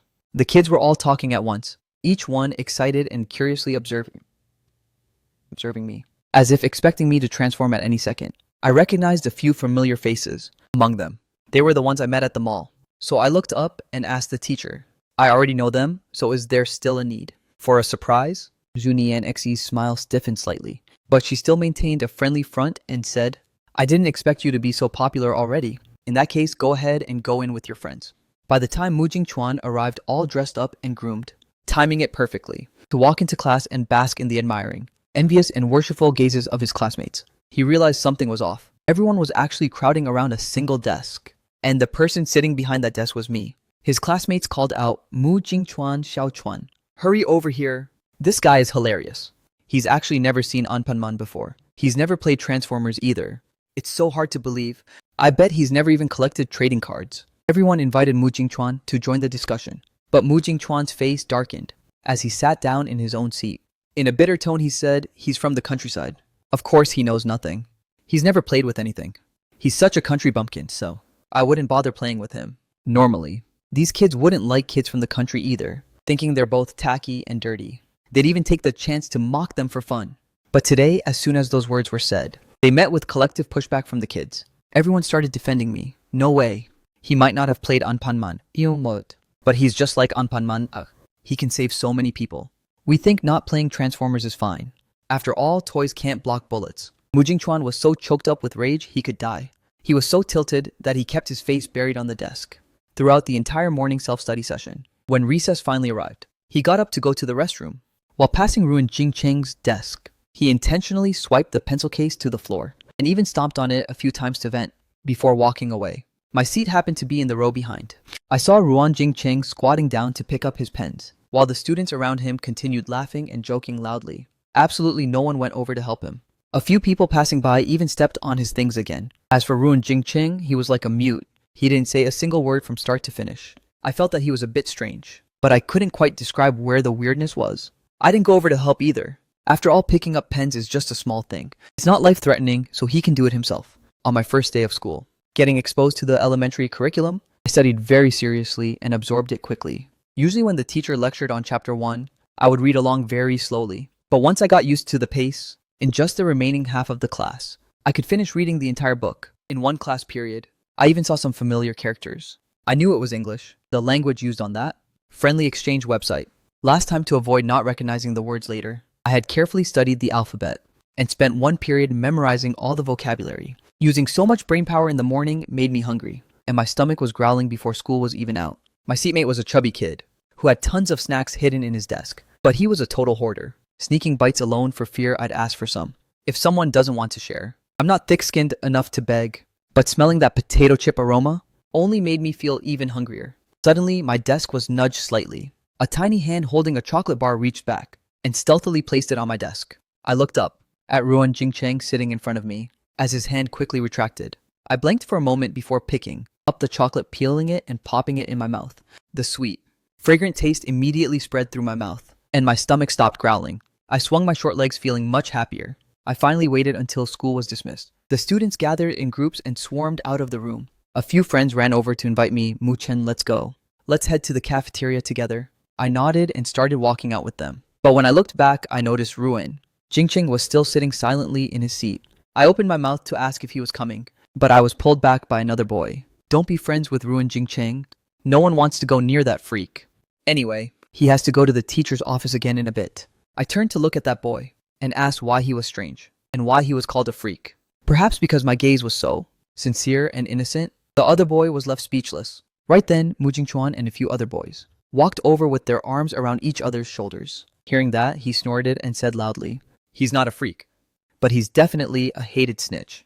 After school, he clings to Ms. Shu for tutoring and then talks trash about us behind our backs. First a freak, now a hated snitch." I frowned slightly, my dark eyes staring intensely at Mu Jingchuan as I seriously asked, "Did you see it with your own eyes?" Mu Jingchuan obviously hadn't. Plus, it was all just rumors anyway. In short, anyone who plays with him is a loser. If you go to the office, you'll end up just like him. Wan Guodong stared blankly at the child before him, completely shaken by my words. A long while later, he snapped out of it, laughing through tears as he happily patted my head. He said that Xia Rojiao had truly made a very wonderful little friend. I'll bring Jingcheng over here in a bit too, so he knows that if he hasn't done anything wrong, he doesn't need to hide. I nodded, feeling that this line of thinking was correct. Soon the investigative officers had searched the classrooms, the office, and even Xu Niangxi's dormitory to find the tools used in the crime. They only needed to take them back for testing to fully convict Xu Niangxi. The other parents, hearing about the inspection, immediately hugged their children tightly, refusing to step forward. After all, if you want to collect evidence, let your own kid go. We aren't going anywhere. Ruan Guodong led Ruan Jingcheng over, stopping right next to Xu Niangxi. The doctor didn't even mention the possibility of taking her to the hospital for treatment anymore. As long as they ensured she didn't stop breathing, for now it was enough. At first, Ruan Jingcheng was still very terrified, hiding behind his father's back and not daring to show his face. After seeing Xu Niangxi lying motionless with her eyes tightly shut, the boy slowly poked his head out. looking at the person before him with a mix of fear and curiosity. Ron Guodong patted his son's head, choking back his heartache as he said, Jing Chung, look, Mu Chen already took down the bad person. That friend even saved you at noon, right? Nah. Hey, Ron Jingcheng looked over at me standing nearby. Seeing me covered in bloodstains like that, he timidly nodded. Ron Guodong encouraged him further.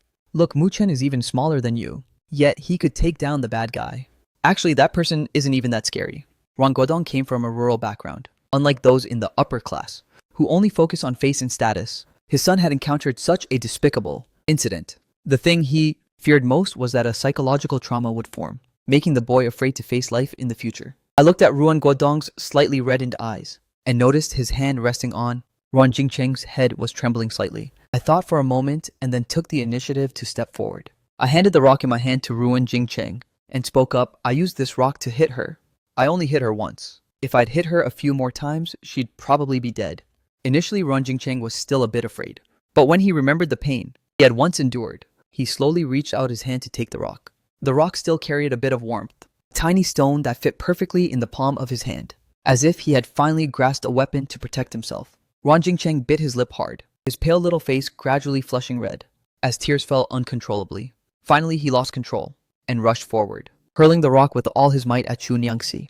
Get lost, us. You bad person. The emotions bottled up for so long completely exploded. All the darkness, repressed trauma, and desperate pain that he couldn't share with anyone, along with the bitterness of being misunderstood by everyone, were all released in this very moment. Whether drawn in by the boys crying or not, the other terrified children nearby began to follow suit one after another, picking up stones from the ground and hurling them at Chu Niangxi. The doctors and nurses quickly scrambled to the side, only trying to shield her already injured head. As for the rest of her body, they didn't care. A piece of trash like this? Any parent would hate her enough to want her dead. Watching these children vent their rage and pain, they couldn't help but shed tears as well. Once Ruan Jingcheng had vented all his anger, Ron Guodong finally stepped forward. He hugged the boy and praised him. You are a very brave child. Jingcheng, you must remember this well. What happened was not your fault. The fault lies with the person who did the bad things. So now that the bad person is punished, we must be brave and start over, okay? The victim is always innocent. They shouldn't have to stay stuck in place for their whole lives because of the crimes of a villain. After Ron Jingcheng leaned into his father's arms and had a good cry, a flicker of hope gradually appeared in his swollen red eyes. The boy nodded slightly. Lear spoke out about his wish. He wanted to go to school with Mu Chen. Wan Guodong laughed with teary eyes as he looked at me. In his heart, he was immensely grateful to me and felt even luckier that he could use a house to get to know a little friend like me. I didn't just save Ruan Jingcheng, I also said the words that woke him up, helping the father and son escape their psychological shadow. Later, Xu Niangxi was taken away by the ambulance. If nothing unexpected happens, over a decade of prison food is a total guarantee for her. Meanwhile, the parents who finally understood the situation also changed their attitudes, becoming ready to cooperate with the forensic testing, even going to court to testify. As for the fact that I injured someone, even though I went a bit too hard, since the chief saw I was so young, it was classified as a brave act of rescue. Officer Jen only gave me a symbolic lecture, just a few words before letting it go. Even though your intentions were good, the person you faced was still an adult. In the future, when you face trouble, you still need to find a police officer, okay? Deep down, he probably knew I wouldn't listen. This kid is exceptionally strong-willed, acting on a very specific set of personal principles that won't be easily changed. Furthermore, speaking of danger levels, I was much more dangerous than Xu Niangxi. Fortunately, I didn't have a lethal weapon in my hand at the time. Otherwise, Xu Niangxi definitely wouldn't have escaped with superficial injuries. After the police and ambulance left the school, the students of Class 4A1 were led out of the small woods by the teachers. On the way back to the classroom, not a single student spoke a word. Among them, the one most hit by the news was Mu Jingchuan. After returning to his seat, he was still scratching his head in total disbelief, his mouth constantly muttering, "No way! Miss Xu isn't that kind of person. She's so beautiful. Her voice is so gentle. How could she do that to Ruan Jingcheng? It's not like Ruan Jingcheng is even handsome." A boy at the next desk couldn't stand listening to it anymore and stood up abruptly shouting, "Enough. Just because she's pretty doesn't mean she's not a creep. If she didn't commit a crime, why would the police arrest her? Have you watched too many dramas or is your brain fried?" Mu Jingchuan's face turned pale, then flushed with anger at the retort. Completely unconvinced. "You just want to take Mu Chen's side. The investigation isn't even finished yet.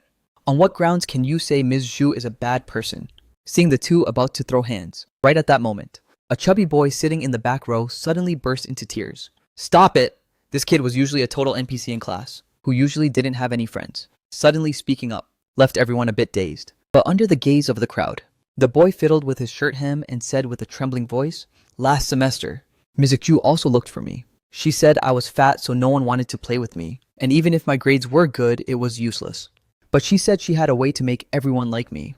As long as I was obedient and listened, I was so scared then, because her hand kept sliding under my shirt to feel around. By the end, the boy was sobbing uncontrollably, his voice filled with bitterness and self-blame. When we were in the woods, he didn't have enough courage to speak out about this, or stand up to protect a classmate like I did.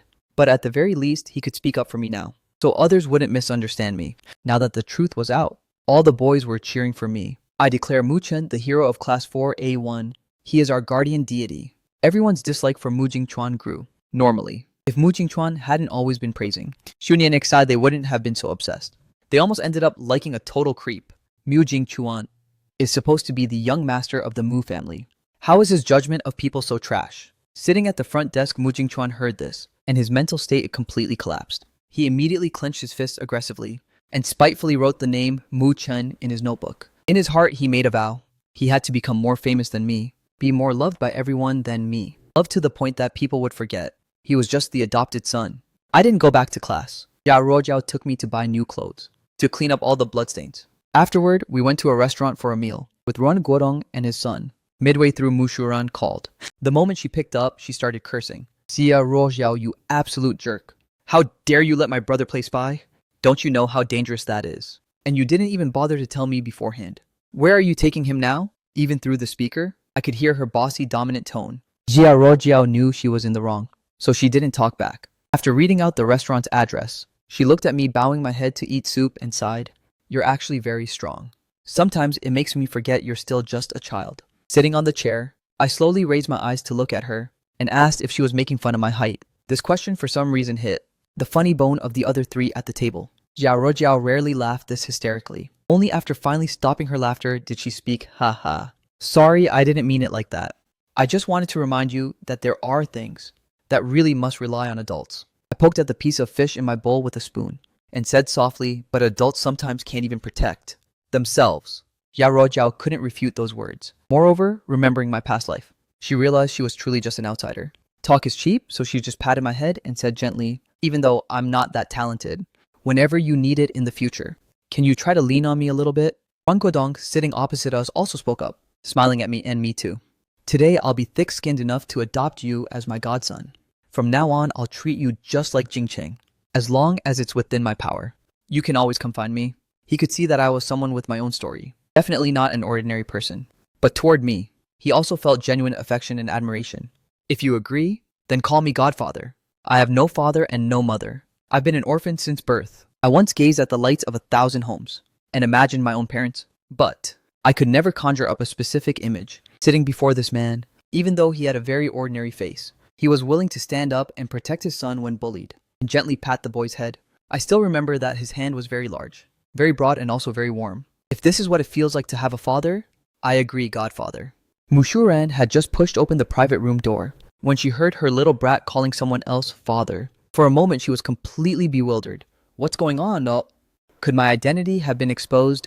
Kitse. Luckily, Ruan Guodong explained everything in time. Mu Shuran, for the sake of Pengcheng Real Estate's reputation, reluctantly accepted the situation. In reality, she felt more than a little jealous. So the moment she sat down, she couldn't wait to announce, "I'm the captain for the 12th grade military training this time." I looked at her with a meatball stuffed in my cheek, not really understanding what that was. The star student Xia Ruojiao next to me explained, "At Manadan School from elementary to high school, whenever a new school year starts, there's a half-month military training program. It includes 2 parts on campus and outdoors. The goal is to improve the students' physical fitness. Among them, the grade captain can earn extra credits, which counts as a bonus for college entrance exams." I widened my eyes, listening intently, but I only understood the part about bonus points. I asked Xia Ruojiao again, "So you lost to Mu Shuran, so? You two are in the same grade. Shouldn't you be rivals?" However, hearing that, Xia Ruojiao just smiled. "No, I'm not participating because I don't need bonus points. When the time comes, I'll be fast-tracked into the best university." The excited Mu Shuran suddenly froze. The atmosphere went dead silent for a moment. I didn't notice the awkward vibe, just nodded and said, then you must be really smart. Hearing that, Mushuran felt even more emotionally damaged. You guys just wait and see. In this outdoor survival session, I will definitely get the highest credit, so. Little Chen, do you believe I'll get top marks? I looked at her, not knowing how to answer. I could only offer the chicken drumstick from my bowl. Are you hungry? Do you want to eat this? Mushuran was both annoyed and frustrated. She grumpily grabbed the drumstick and took a massive bite. At the same time, she felt she absolutely had to lead Team 5 well this time. After eating, the group went their separate ways. When they returned to the Mu household, only Mr. and Mrs. Mu were in the dining room. Mrs. Mu saw her daughter and quickly called her over, saying worriedly, Sharan. Jingchuan locked himself in his room after school. I called him down for dinner, but he said he wasn't hungry. Go upstairs and see what's wrong with your brother. Mushuran didn't have time for that nonsense. She grabbed my hand and led me straight upstairs, saying if he wants to eat, he eats. If not, let him starve. Besides, I only have one younger brother, and his name is Mu Chen. You girl, how can you say such things? Mrs. Mu was furious and intended to scold her more. But the two had already disappeared up the stairs. She could only sit back down, looking at her husband with a worried expression, and said, Bingwen, is it really okay to keep going like this? Look, that boy is wearing new clothes again. Surely Sharan bought them for him. Now Sharan is treating him better and better. If she finds out the truth later, do you still intend to keep him around? The fact that I was overshadowing the other was his biggest concern. Mu Bingwen had also considered this aspect, frowning as he said, if we can't keep him in this house much longer, then we must find a way to get the old master to accept Jingchuan. How about this, I'll arrange a banquet to officially introduce Mu Chen to everyone. What? Mrs. Mu was stunned and immediately cried out in shock. Are you crazy? He's not even our son, say. Why give him an official status? Mu Bingwen held her hand, signaling her to be quiet. Don't be so hasty, he continued to explain. It's just a title, that's all. It doesn't hurt our actual interests. On one hand, it shows the old master our sincerity, that we treat both children equally. By then, at the party we'll let Jingchuan perform his best and shine bright. The old master is a sharp man. He'll naturally see which child is more outstanding. Hearing this, Mrs. Mu finally breathed a sigh of relief. She smiled brightly and said, exactly. Let the old master see that the child we raise ourselves. Jingchuan is far better than an orphan with no parents. He'll definitely prefer Jingchuan. Both husband and wife felt this was a brilliant plan. Soon enough, the news began to spread. Mu Jingchuan practiced every single day and night, wanting to play his best musical piece on the day of the banquet. On the contrary, I had completely turned into a tech-savvy shut-in. Ever since my battle to fame on the Hacker Alliance forum, I had become a trending sensation. My little anti-tracking program even sold over 100 copies, turning me into a big shot in the domestic hacker scene overnight. Because of that, lately, Mu Shuren has been riding her little brother's coattails. She joined a hacker esports team and even dragged me into the game to chill with them inside the game's interface. That triple kill just now was fire, right? Check out my smooth combo string. I heard the others bragging through my headset, but I didn't even bother to reply. Mushuran controlled her character to lie, lazily on the grass, her voice in the mic full of complaints. Guys, what's the fun in playing like this? Every time we hit a hard level, you just crack the code and fix the bugs. How is this any different from using hacks? It's trash. If I knew it'd be like this, I wouldn't have played. Sensing her dissatisfaction, the people on the other end felt a bit awkward. Can't help it, man. Who told these games to be so full of loopholes? Whenever we touch one, our professional habit kicks in. Our hands just get itchy. Didn't you ever edit the code when you played before? To that question, Mushuran truly couldn't talk back. Who would have thought? While everyone else was sweating to climb the ranks, the moment they entered a match, they were just playing Spot the Difference. It's deathly boring, seriously, forget it. I'd rather go play ball with my little brother. Mushuran rolled over and sat up. She was just about to quit the game to call me to play ball, when she suddenly heard my clear and incredibly calm voice. It's done. Mushuran was stunned. What's done? The game bug. I dragged them all back into the game lobby and forced a new match to start.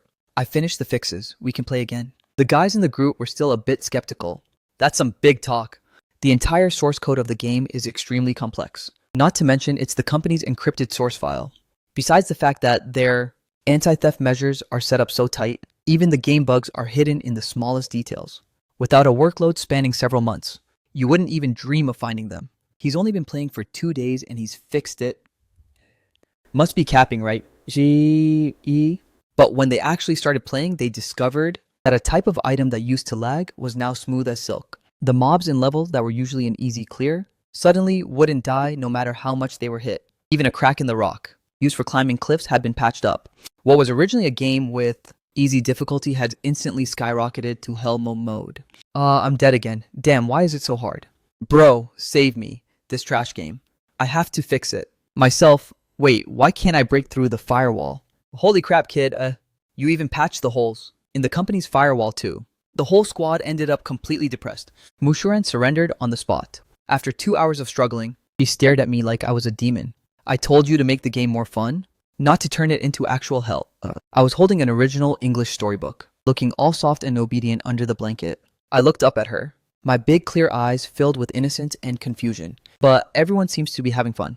Who exactly is having fun? I pointed my finger at the computer. The number of people logged into the game. Server has already increased 100-fold. Only then did Mushuran react, turning around to open her laptop and click the game interface. Sure, enough the game that originally had only a few million players had now reached hundreds of millions. At the same time, the phone in her pocket rang frantically with notifications. Taking it out, she realized it was the Hacker Alliance members. The moment Mushuran clicked in, she saw everyone was discussing that.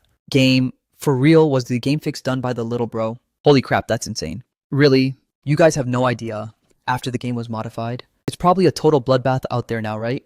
Mushuran scrolled through the messages one by one, learning that the DK Game Company initially had its source code stolen and had issued a notice asking all users to stop using it. But shortly after, users started leaving comments saying the game not only worked perfectly fine, but it was smoother than before and way more fun, as more and more people confirmed this. Some curious souls even introduced this game to professional esports players. The result, after logging in for less than 2 hours, they were all completely wrecked. This battle by the great god directly caused the game to explode and go viral. The mythical hack game, which was originally unknown, now had registered users in the hundreds of millions. The DK company, seeing they were profiting, and that no one was coming to claim a share of the pie, confusedly withdrew their police report. They even directly changed their reasoning to a technical upgrade.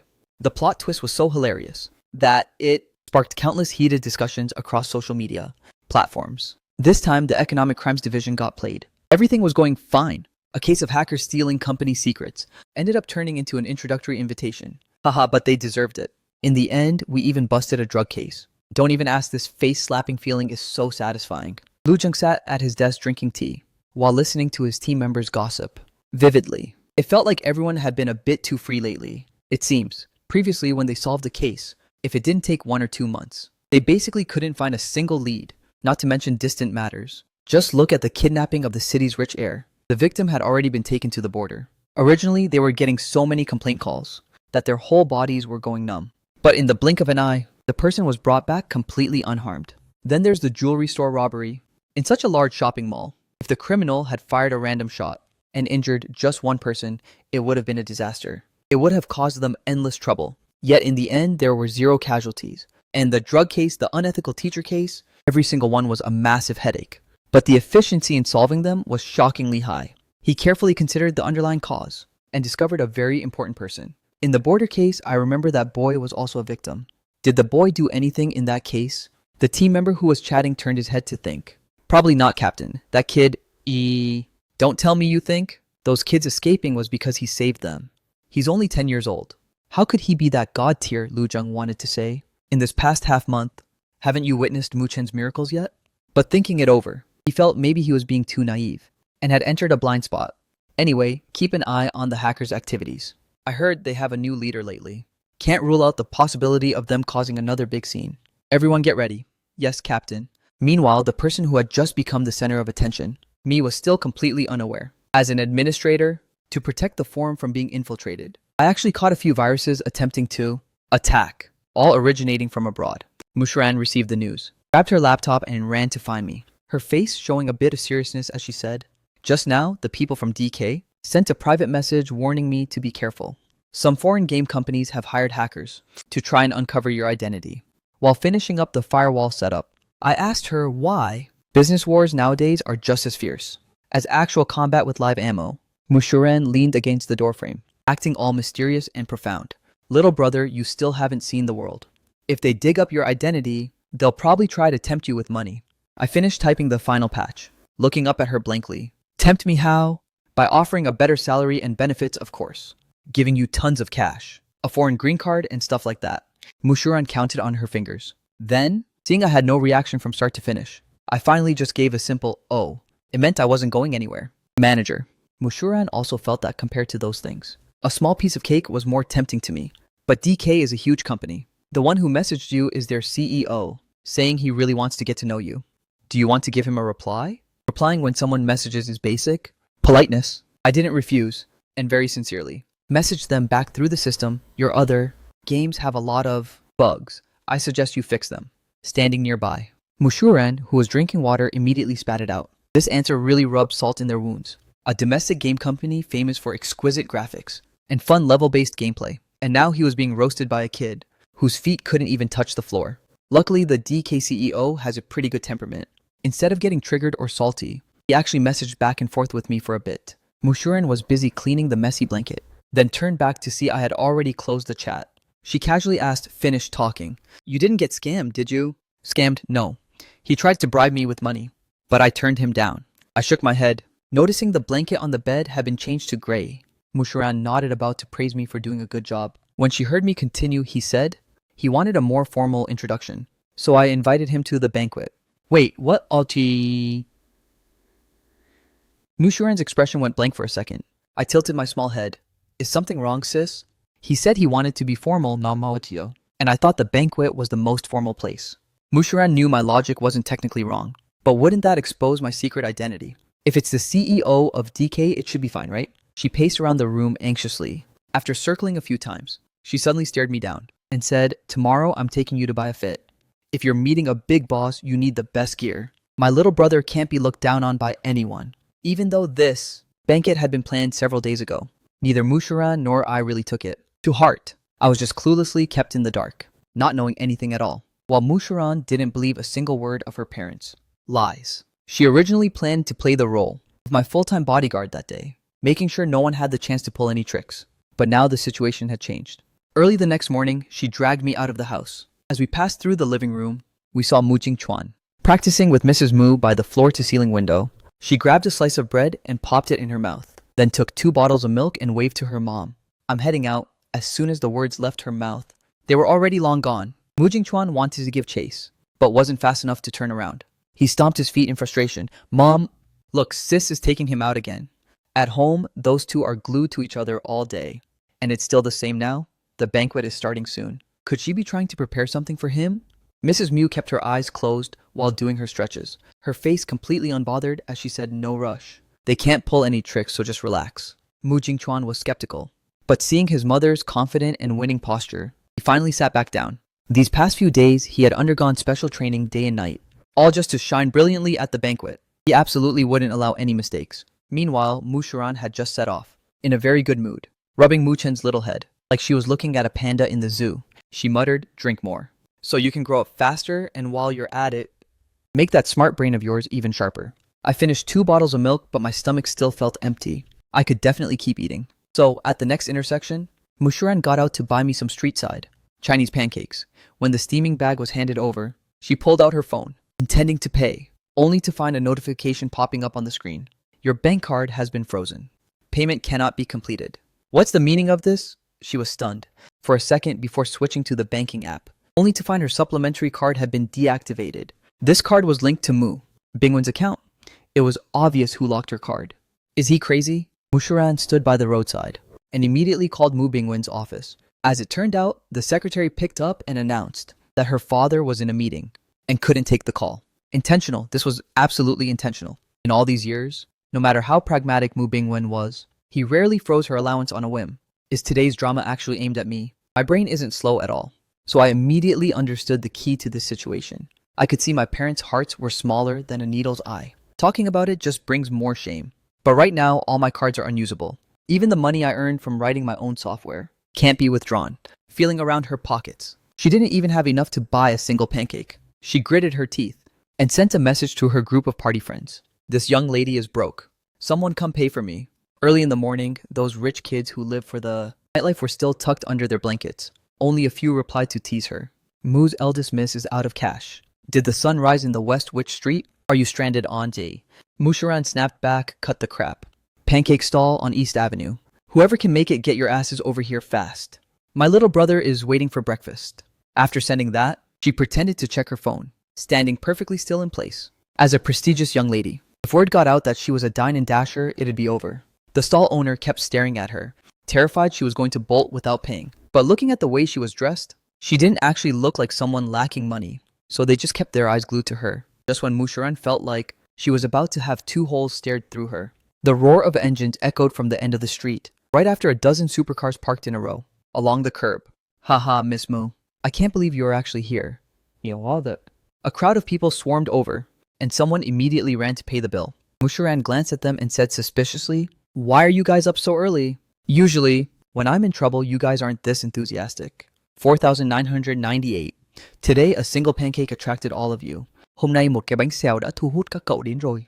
Seems pretty sus. The crowd she questioned just started laughing and joking around. They didn't intend to hide anything, and spoke frankly. Actually, we're just curious about your little brother. We wanted to see him with our own eyes. Heard he's a real standout in elementary school. Last time on Lisa's stream, you were very protective of him. President Mu is even throwing a special banquet just to officially introduce him, so we wanted to get a sneak peek to satisfy our curiosity. Mushuran looked at their gossiping faces, gave a speechless sigh, and decided to use them as free labor. Well then, you guys can be my ATMs for the day. Hearing that, none of them objected. They crowded around Mushuran and ushered her to the cars. Engines roared as they sped straight toward the bustling city center. In the car, I munched on my slightly cooled pancake, not asking questions about the massive convoy. Leading the way, they arrived at several high-end tailor shops for men. As soon as they stepped inside, the girls started picking out outfits for me. Look at this mess you guys picked out. My brother is only 10 years old. How can he wear something this flashy? And these leather shoes, forget it. Mushuran's wallet might have been empty, but her attitude hadn't diminished one bit. She disgustedly pushed aside the clothes they chose and told the shop's designer to custom make shoes for me instead. After I was led into the fitting room, the rest of the group sat in the lounge area, starting to yawn repeatedly. Among them was a girl in a black shirt, with her buttons not even properly done. She exuded a lazy vibe the moment she sat down, casually tapping the floor with the tip of her shoe. She said to Mushuran, "Why go through all that trouble? Just pick the most expensive stuff. I'll cover the bill."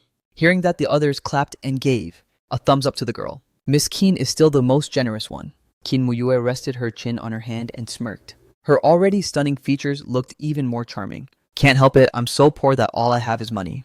After saying that, she threw a flirtatious wink at the handsome male employee nearby, making his face turn beet red and his heart race. Just as she was about to exchange contact info with the guy, Shuran, who was standing next to her, gave her a light kick. "Stop messing around," she said.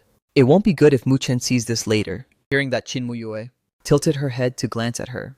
Her tone had a hint of a smile but felt a bit cold. "I never expected the great Miss Mu to be such a good sister. Buying a house last time, buying clothes this time. The sibling bond is really deep, huh?" Mushuran found the words grating, but she knew Chin Muyue had some issues in her heart, so she could only lower her voice to advise her. "You should stop being so cynical all the time. For this upcoming military training, I'll lead you to get the highest credits. We'll get into the best university together. Don't you really love painting?" Kin Muyue's movement stiffened. She turned her head, saw the serious expression on her friend's face, and suddenly leaned back against the other end of the sofa. She scoffed, "This kind of determined young girl speech. Yeah? You should save it for the stage. What best university, huh? What's the point of graduating after those people finish school?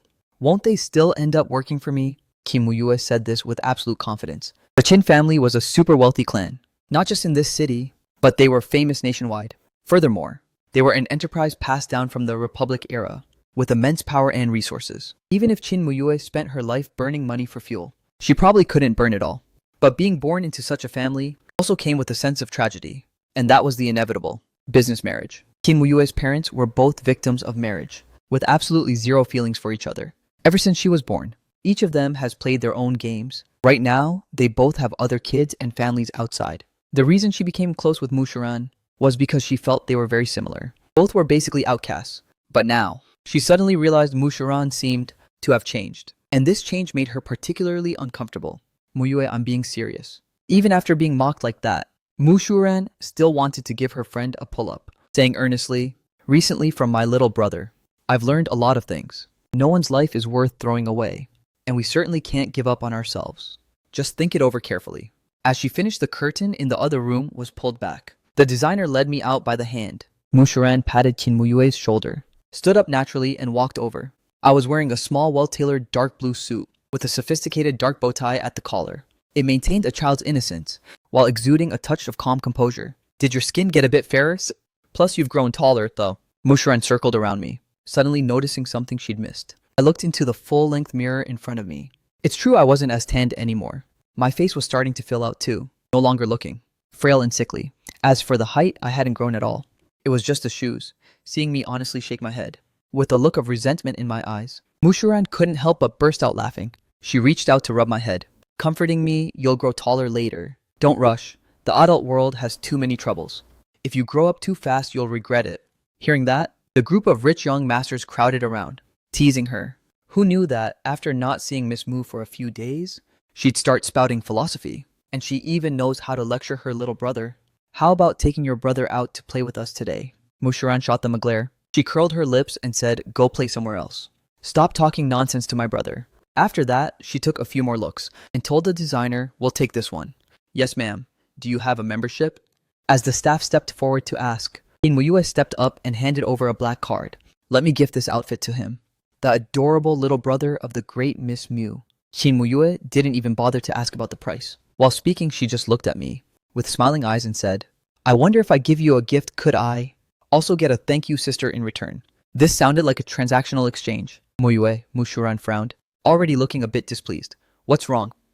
Can't I want a little brother to dote on just like the great Miss Mu does?" Kinmuyue slowly took a step forward, refusing to back down. She continued to smile at me. "Cute little brother, just call me sister once, and I'll buy you whatever you want. I have tons of money. Way more than any of them." At this point, everyone around could see the situation was going south, but no one dared to step in and stop it. If Mushuran was just rebellious, then Chimuyue was a total wildcard. Once she loses it, no one can control her. Mushuran's face went completely cold, her fists clenching tight. They were both Silver Spoon elites, young ladies born with everything. No matter how close they were, she couldn't stand this kind of provocation. However, just as she was about to throw a punch, a small hand pulled her back. I stood by her side, tilting my small face up to look at Chinmuyue. I let out a clear, crisp voice and called out, "Sister Muyue." "Sister." Chinmuyue happened to meet my gaze. When she saw those pitch-black, incredibly calm eyes, she was slightly stunned. The child's eyes told her that calling her sister was completely voluntary, not forced at all, and without any hidden motives. It was just a simple way to address her. In her heart, she didn't feel the thrill she expected from her prank. At this moment, Chinmuyue slowly pulled back the smile on her lips. Instead, she felt even more annoyed this wasn't fun at all. She took a step back, turned around, stretched, and walked toward the door. She called out to the group, "The weather is so nice. How about we head to the track for a few laps?" Yo. The others seeing there wouldn't be a fight quickly chimed in, "Sounds good, let's go." "Is Miss Mew coming along?" "I'm not going." Mushuran flatly refused, her face ice cold. Right now her mood was even worse than Kinmuyue's. She squatted down, staring at me accusingly. "Why did you call her sister? You've never called me that before." This time she was truly sulking. Kinmuyue leaned against her car outside the door, turning her head with interest to watch the drama. She wanted to see how the arrogant Mushuran would fall at the hands of a little brat, who was still wet behind the ears. "Sister," seeing her that angry. I thought for a moment. I decided to mimic her usual behavior, reaching out my hand to rub her head. "Because you're even more childish than I am." I said it with a straight face. A burst of laughter erupted from outside the door. Everyone was clutching their stomachs laughing, including Chinmuyue. After speaking, I looked back toward the door, my gaze landing on Chinmuyue. With clear and bright eyes, I said, "Sister Muyue is your friend. Is it wrong for me to call her that? Because she's your friend? That's why I called her sister." In an instant, both Mushuran and Chinmuyue were stunned by those words. Among the rich kids in this circle, people usually only consider each other drinking buddies. Rarely does anyone think they have genuine feelings. But in reality, Mushuran had always considered Chinmuyue a friend. Being called out like that by a kid out of the blue, she felt a bit shy. "Fine, whatever, have it your way. But you have to call me sister too." Like without adding any words in front of it, she stood up and rubbed my head again, turning her head to lock eyes with Chinmuyue. Both of them looked a little awkward. Chinmuyue looked away, suddenly letting out a soft chuckle. I kind of get why Mushuran dotes on this little brother so much now. "Hey, Mushuran, wanna go racing?" She turned back and called her by her full name, but her attitude was a few degrees more sincere than before. To ease the awkwardness, Mushuran shouted back, "You're on. Just wait until I crush you on the track." After I finished changing and stepped out, I saw there was a natural racing track here. Mushuran had actually bought it and renovated it into a professional circuit. Whenever she's free, she basically lives here. This was my first time seeing so many cars. lined up together on the road. The mountain slopes on both sides were built into stands. Mushuran led me to the high platform with the best view, pointed at the cars zooming past and asked, "Do you know how fast that is that? Speed is even faster than criminals crossing the border." "Well, isn't it exciting?" I nodded. "I've actually sat in the cars of those escaping criminals before. Sometimes I even hid in the trunk to track them. When the car goes too fast and hits a bump, it's very uncomfortable. Your heart also pounds incessantly." Seeing me staring intently at the cars, Mushuran thought I liked them. She immediately wanted to show off. "Wait here, I'll go for 2 laps to blow your mind." But I shook my head and said seriously, "It's very dangerous. It's not like you're trying to escape. I don't understand why you have to drive so fast." Mushuran really enjoyed my concern. "It's fine. I play here all the time. The equipment is very safe." At the same time, she grew even more eager to try. The call of sister had fueled her competitive spirit, so she wanted to snag a victory on the track, to show me who the most badass big sister really was. But just as she poked her head out to find Chinmuyue, she saw her down below the stands, seemingly getting into an argument with someone. Mushuran frowned, turned back and told me, "Wait here for me. I'm going down to check it out." With that, she sprinted off with her long legs. Because I was small and lacked the height, I couldn't see the situation below, only catching bits and pieces of voices. So I left the spectator seats, walked down the aisle by the railing, and poked my head out. I saw Chinmuyue facing off against a group, about 7 or 8 people. They were all fit guys in their 30s, covered in tattoos, with very fierce gazes. One look and you knew they weren't to be messed with. Mushuran pulled Chinmuyue's arm, preventing her from going over there. "Muyue, don't be impulsive. This is your turf. If you don't want to race, no one can force you. Just have someone kick them out." Before Chinmuyue could even open her mouth, a burst of laughter erupted from the opposite side. "Not racing is fine, but from now on, the reputation of this Tangdu track is trashed. Turns out, the legendary Miss Chin, who supposedly takes all bets, is just a brat wet behind the ears, who only dares to race when she's sure to win." The bald leader was incredibly arrogant. Kinmuyue's face darkened instantly. She brushed off Mushuran's hand, stepped forward and said, "Who says I don't dare? Fine, let's race. 350 million a round. Today, I'm going to make sure you guys lose every single cent before you leave." At this, the smirk on the bald guy's face widened. "Since Miss Kin is so decisive, how about we play 1 round to settle it all? How 1 round for 35 billion?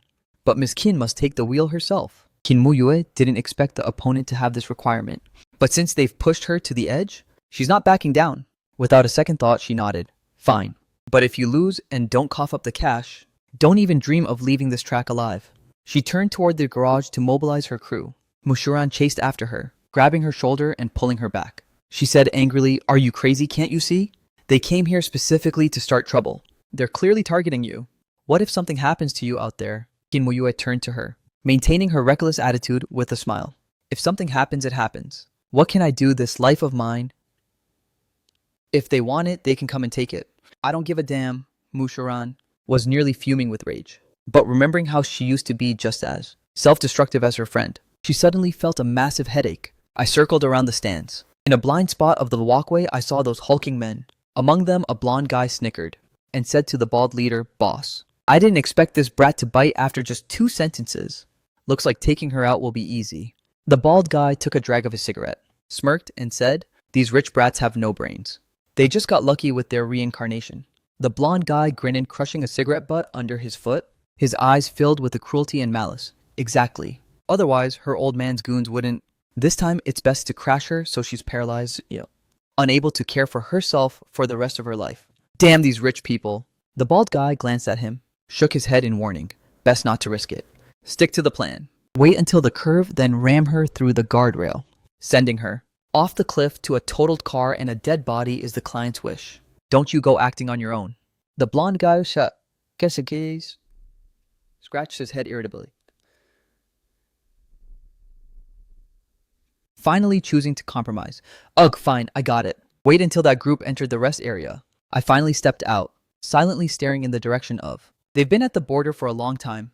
I can easily recognize those who have blood on their hands. These guys have clearly killed before. Sounds like a professional hit. And the target is Sister Chinmuyue. I looked down at the brand new leather shoes on my feet. Back when we left the shop, Sister Chinmuyue said they looked like the leather shoes of the Little Prince. She thought they suited me, so she swiped her card for them. She even bought me a small suit, the extremely expensive kind. Since that's the case, I should probably repay her right. Having made up my mind, I pulled a compact box cutter out of my pocket. 10 minutes later, Sister Chin Muyue drove her car to the first starting line. This only happened because Sister Mu Shuran finally compromised and let her take the field. Sister Mu Shuran was still uneasy. Leaning against the car door, she warned, "Remember this. Stay in the middle of the track, don't let them get close. Leave any issues to the pro racers. They're the only ones who can dodge the risks. I'll be monitoring the surveillance cameras from here. If there's a problem, I'll alert you via the headset." Qin Muyue was nearly annoyed to death. "I got it. Why are you so long-winded now? You sound like an old lady." She waved her hand, intending to roll up the window. Mushuran gripped the car door tight, refusing to let go, still wanting to say a few more words. Suddenly, the door on the other side opened. A small, thin figure hopped in. Both of them looked over at the same time, completely startled. With eyes wide open, they asked, "What are you doing in here?" I sat in the passenger seat, looking perfectly well behaved, and said in a calm tone, "I'm protecting and helping you monitor Sister Muyue. I notice she isn't very good at listening to orders." Mushuran's head was throbbing. "Even so, it's not your turn to play the hero." Knowing that once I've decided I'll do it, she could only try to gently coax me. "Be a good boy. I'll find someone else to monitor her, okay? Just get out of the car first." However, as much as I sat there, looking obedient, my attitude was equally rebellious. I directly shook my head and refused. "They can't do it. Only I can do it." Mushuran was so frustrated, she felt like she was losing years of her life. Qin Muyue finally understood why her friend had become so long-winded. She looked at the little brat sitting next to her with a smirk, twirled a slightly messy lock of my hair, and asked, "I'm famous for being a reckless driver. Don't go crying your eyes out later, okay?" I reached for the seatbelt and buckled myself in upon hearing that, lifting my dark eyes to look at her. "With me here, you won't be reckless." Qin Muyue was momentarily stunned, not knowing how to respond. But what I said was the truth. No matter how much she toyed with life or how desperate she was, she wouldn't drag a child into a life-threatening situation. Mushuran seemed to understand my intention as well. An indescribable emotion welled up inside her. She gritted her teeth, stared at me, and said, "I know you're trying to protect Sister Muyue, but I can protect my own friend myself. Get out and let me take your place." But I still refused, gripping the seatbelt tightly. I turned my head away, my gaze calmly fixed on the front. Just then, the cars next to us started honking loudly. A blonde guy poked his head out of the window and shouted toward us, "Hey miss, if you're scared, go home and drink some milk. Stop wasting everyone's time. It's just one race, and you're already acting like it's a tragic farewell. Are we starting this or what?"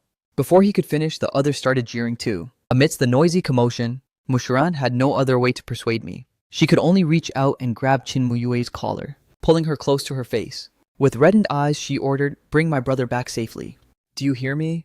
After leaving those words, she let go and quickly ran off to open her laptop, preparing to monitor the entire racetrack. At this moment, the countdown started on the starting screen. All around us, engines began to roar as they warmed up. Amidst the waves of revving engines, Qin Muyue turned to look at the little brat beside her. Muttering one last curse, she also started the engine. "Hold on tight in a bit. If you get tossed out, don't expect me to care." I kept a calm face and nodded in response. As soon as I spoke, the countdown ended. Every car shot forward like an arrow from a bow. Qin Muyue had the fastest start, leading the pack. The wide mountain scenery opening up before her put her in a pretty good mood. She checked the opponents behind her and couldn't help but let out a whistle, then told me, "Hey kid, watch closely as I crush every single one of them. On this mountain track, I am the king." Unfortunately, right after her arrogant boast, Mushuran's voice rang out. Over the car's communication screen, "Cut it out, stop acting tough for me. Drive slower, don't scare my brother." Qin Muyue was speechless, turning the wheel while asking, "Where did you get this masochistic hobby? Why do you like this brat?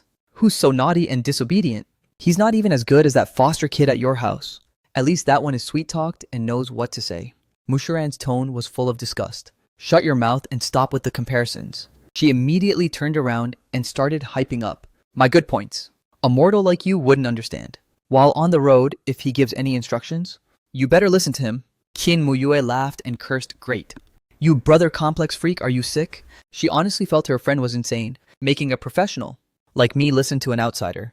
And a brat who's still wet behind the ears at that. "Yes, do you think I've lived too long or something?" Mushuran's tone turned cold. "I'm giving you this advice for the sake of your pathetic little life." She was brimming with confidence in Mu Chen. While the two were trash-talking each other, a car ahead of us suddenly overtook. It was the opponent's car.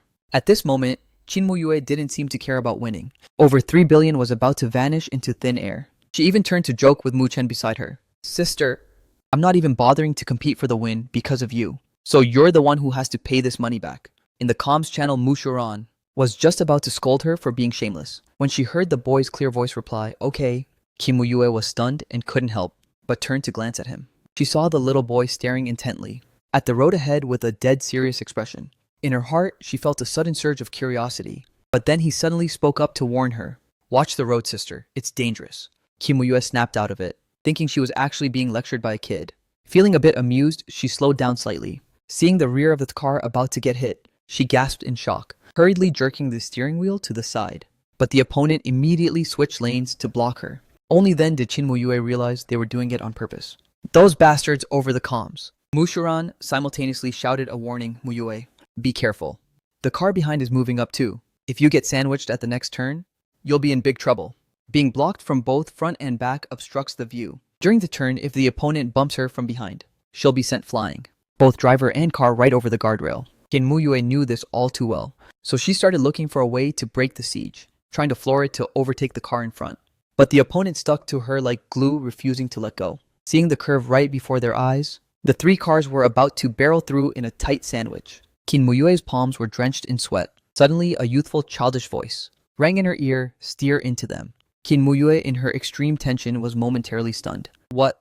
She thought she had misheard. But a second later, she heard the child repeat it again. "Steer into them or they're going to ram you." Hearing that, even in such a critical moment, Chin Woo-yue couldn't help but steal a glance at me. She saw me sitting perfectly upright, with the sunlight from the window hitting me, covering my small face, still showing my baby fat, looking incredibly young and innocent. But it was exactly a child like this who could keep a straight face, while telling someone to ram a car on a highway. After a brief silence in the comms channel, Mushuran spoke up, listened to him. Her voice dropped low, but there wasn't a hint of hesitation. "He won't hurt you, trust him."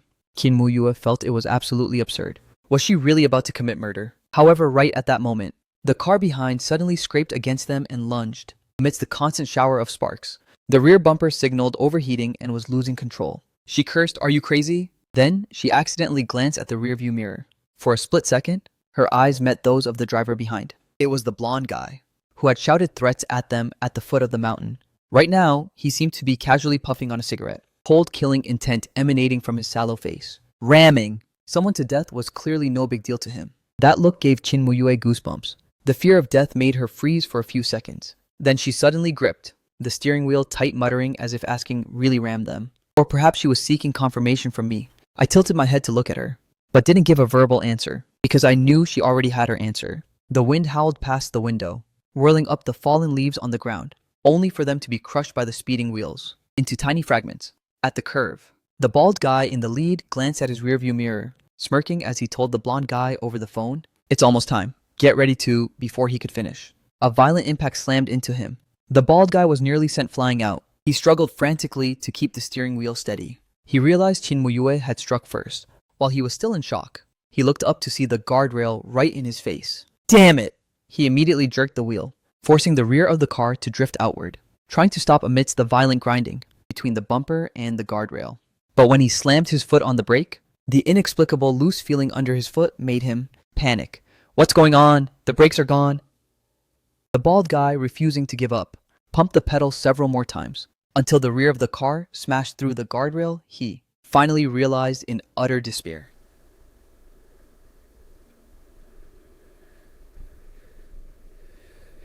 that he was beyond saving. He rolled down the window screaming, out in a hopeless plea for help. Amidst the cold wind on the mountainside, "Help. Help me, save me." In just 2 seconds, tears were already streaming down his face. Meanwhile, the car right behind him accelerated past the curve amidst the whistling wind, not even glancing back as it escaped the danger zone, and sped away. Through the car window, flashing by in an instant, the bald guy saw the face of a child. The child's dark eyes stared at him calmly, without a hint of fear or even a smile, as if he were composedly seeing him off from this world. He felt like he had seen this child before entering the rest area. At the moment he lit a cigarette, he had glanced back from afar. At that time, the boy was standing right next to their car. So it was him. But knowing the truth now was already too late. The mountain wind howled as the car plummeted to the bottom, letting out a series of deafening explosions. Flames shot up into the sky, forcing all the other cars to come to a halt. Kim Woo-yue parked her car on the pass above. When she opened the door, her limbs were completely weak. She gave an order to the person on the comms. "Mushuran, send people up here." Then she unbuckled her seatbelt and jumped out of the car. At the curve, the blonde guy was lying prone on the ground, screaming toward the foot of the mountain in agonizing pain. Boss, he looked at the car burning down to its frame, knowing full well in his heart that his boss was completely beyond saving. He clenched his fist and slammed it violently against the ground. They were supposed to go out for drinks and girls right after finishing this job, but now everything was ruined. He just couldn't wrap his head around it until he heard footsteps behind him. Turning his head and seeing Chin Muyue, he stood up with bloodshot eyes, rushing toward her in a fit of rage. Damn it, I'll kill you. Chin Muyue was completely caught off guard, her heart still in a state of extreme panic. She had basically zero ability to fight back. She was pinned to the ground with her throat gripped tight, and within seconds she was struggling to breathe, feeling her vision go dark. The racetrack staff tried to rush in to intervene, but they were blocked by the big guy's lackeys. A life for a life, it's only natural. Our boss went down because of you guys, so you're gonna pay with your lives. Their numbers were large and they were incredibly aggressive, looking absolutely murderous. That's right, you killed our boss, so killing you is only fair. Having said that, the lackey tightened his grip even more. A spoiled lady like this didn't require much effort. One good squeeze and her neck would snap. By then the client's money would be split among him and his brothers. At that thought, a cruel expression appeared on his face. But just as he was about to snap Chin Muyue's neck, the blonde guy felt a weight on his back. An arm was also tightening around his neck. Immediately after, a squelching sound rang out and his shoulder flared with agonizing pain. Chin Muyue took advantage of the blonde guy letting go due to the pain and hurriedly scrambled backward. Right after that, she saw me clinging to the guy's back. One of my hands held a box cutter that was buried deep in his shoulder. My strike was both fast and precise. I immediately pulled it out after stabbing. Fresh blood splattered across the ground. With the second strike, I held the blade against the blonde guy's neck. Don't move, or I'll stick it in. The high-pitched, childish voice did nothing to diminish the danger. The blonde guy's insincerity. Blonde guy couldn't see my fiancée.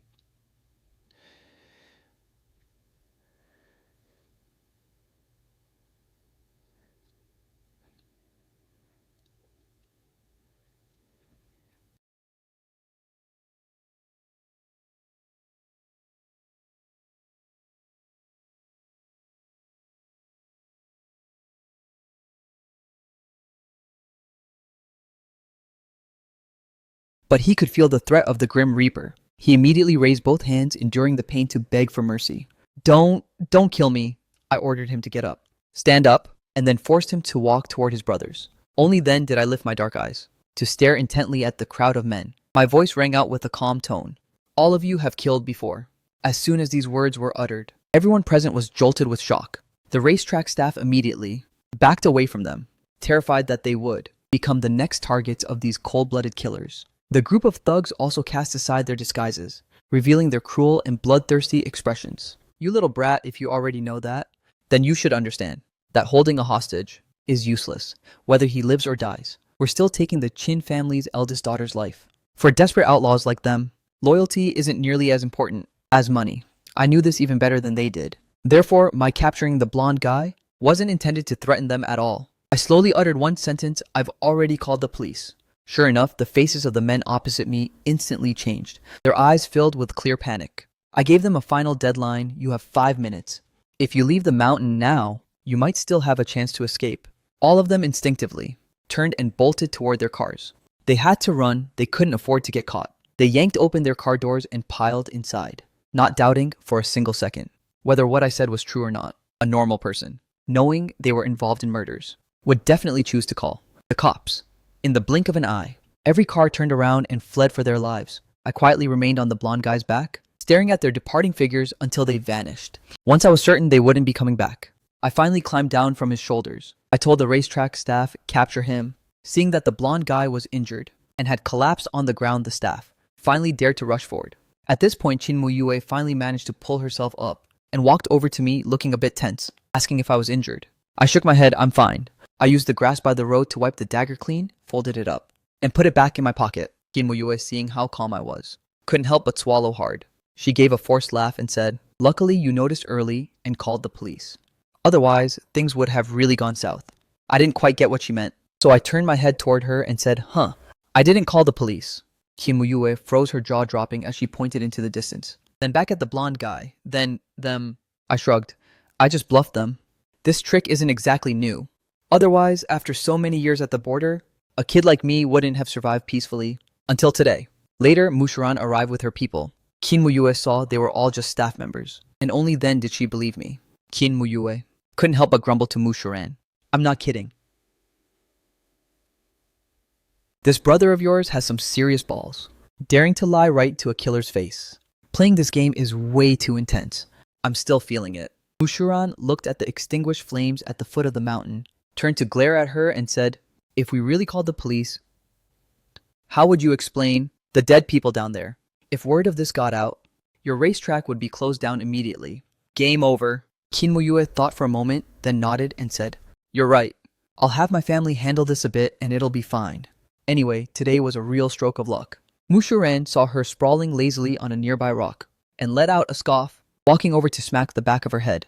Down there, you were acting like you didn't care about your life. So why are you acting like such a coward now that it's real? If it wasn't for my brother today, you would have met the Grim Reaper long ago. Kin Muyue took the hit without daring to get angry, because it was the truth.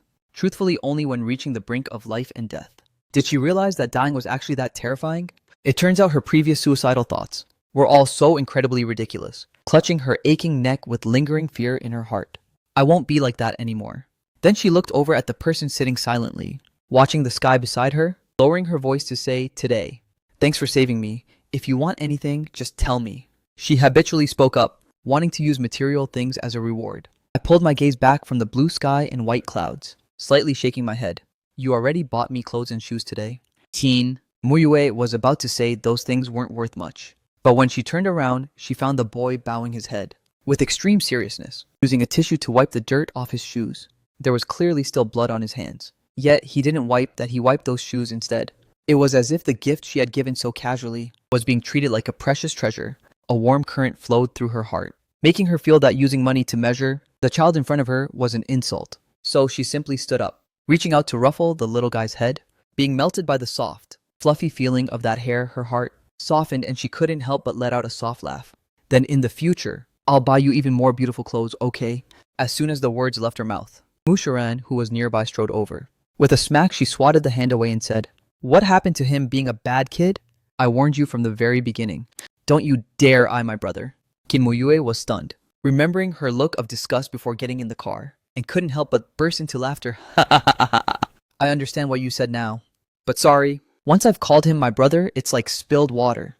From now on, this boy is also my brother.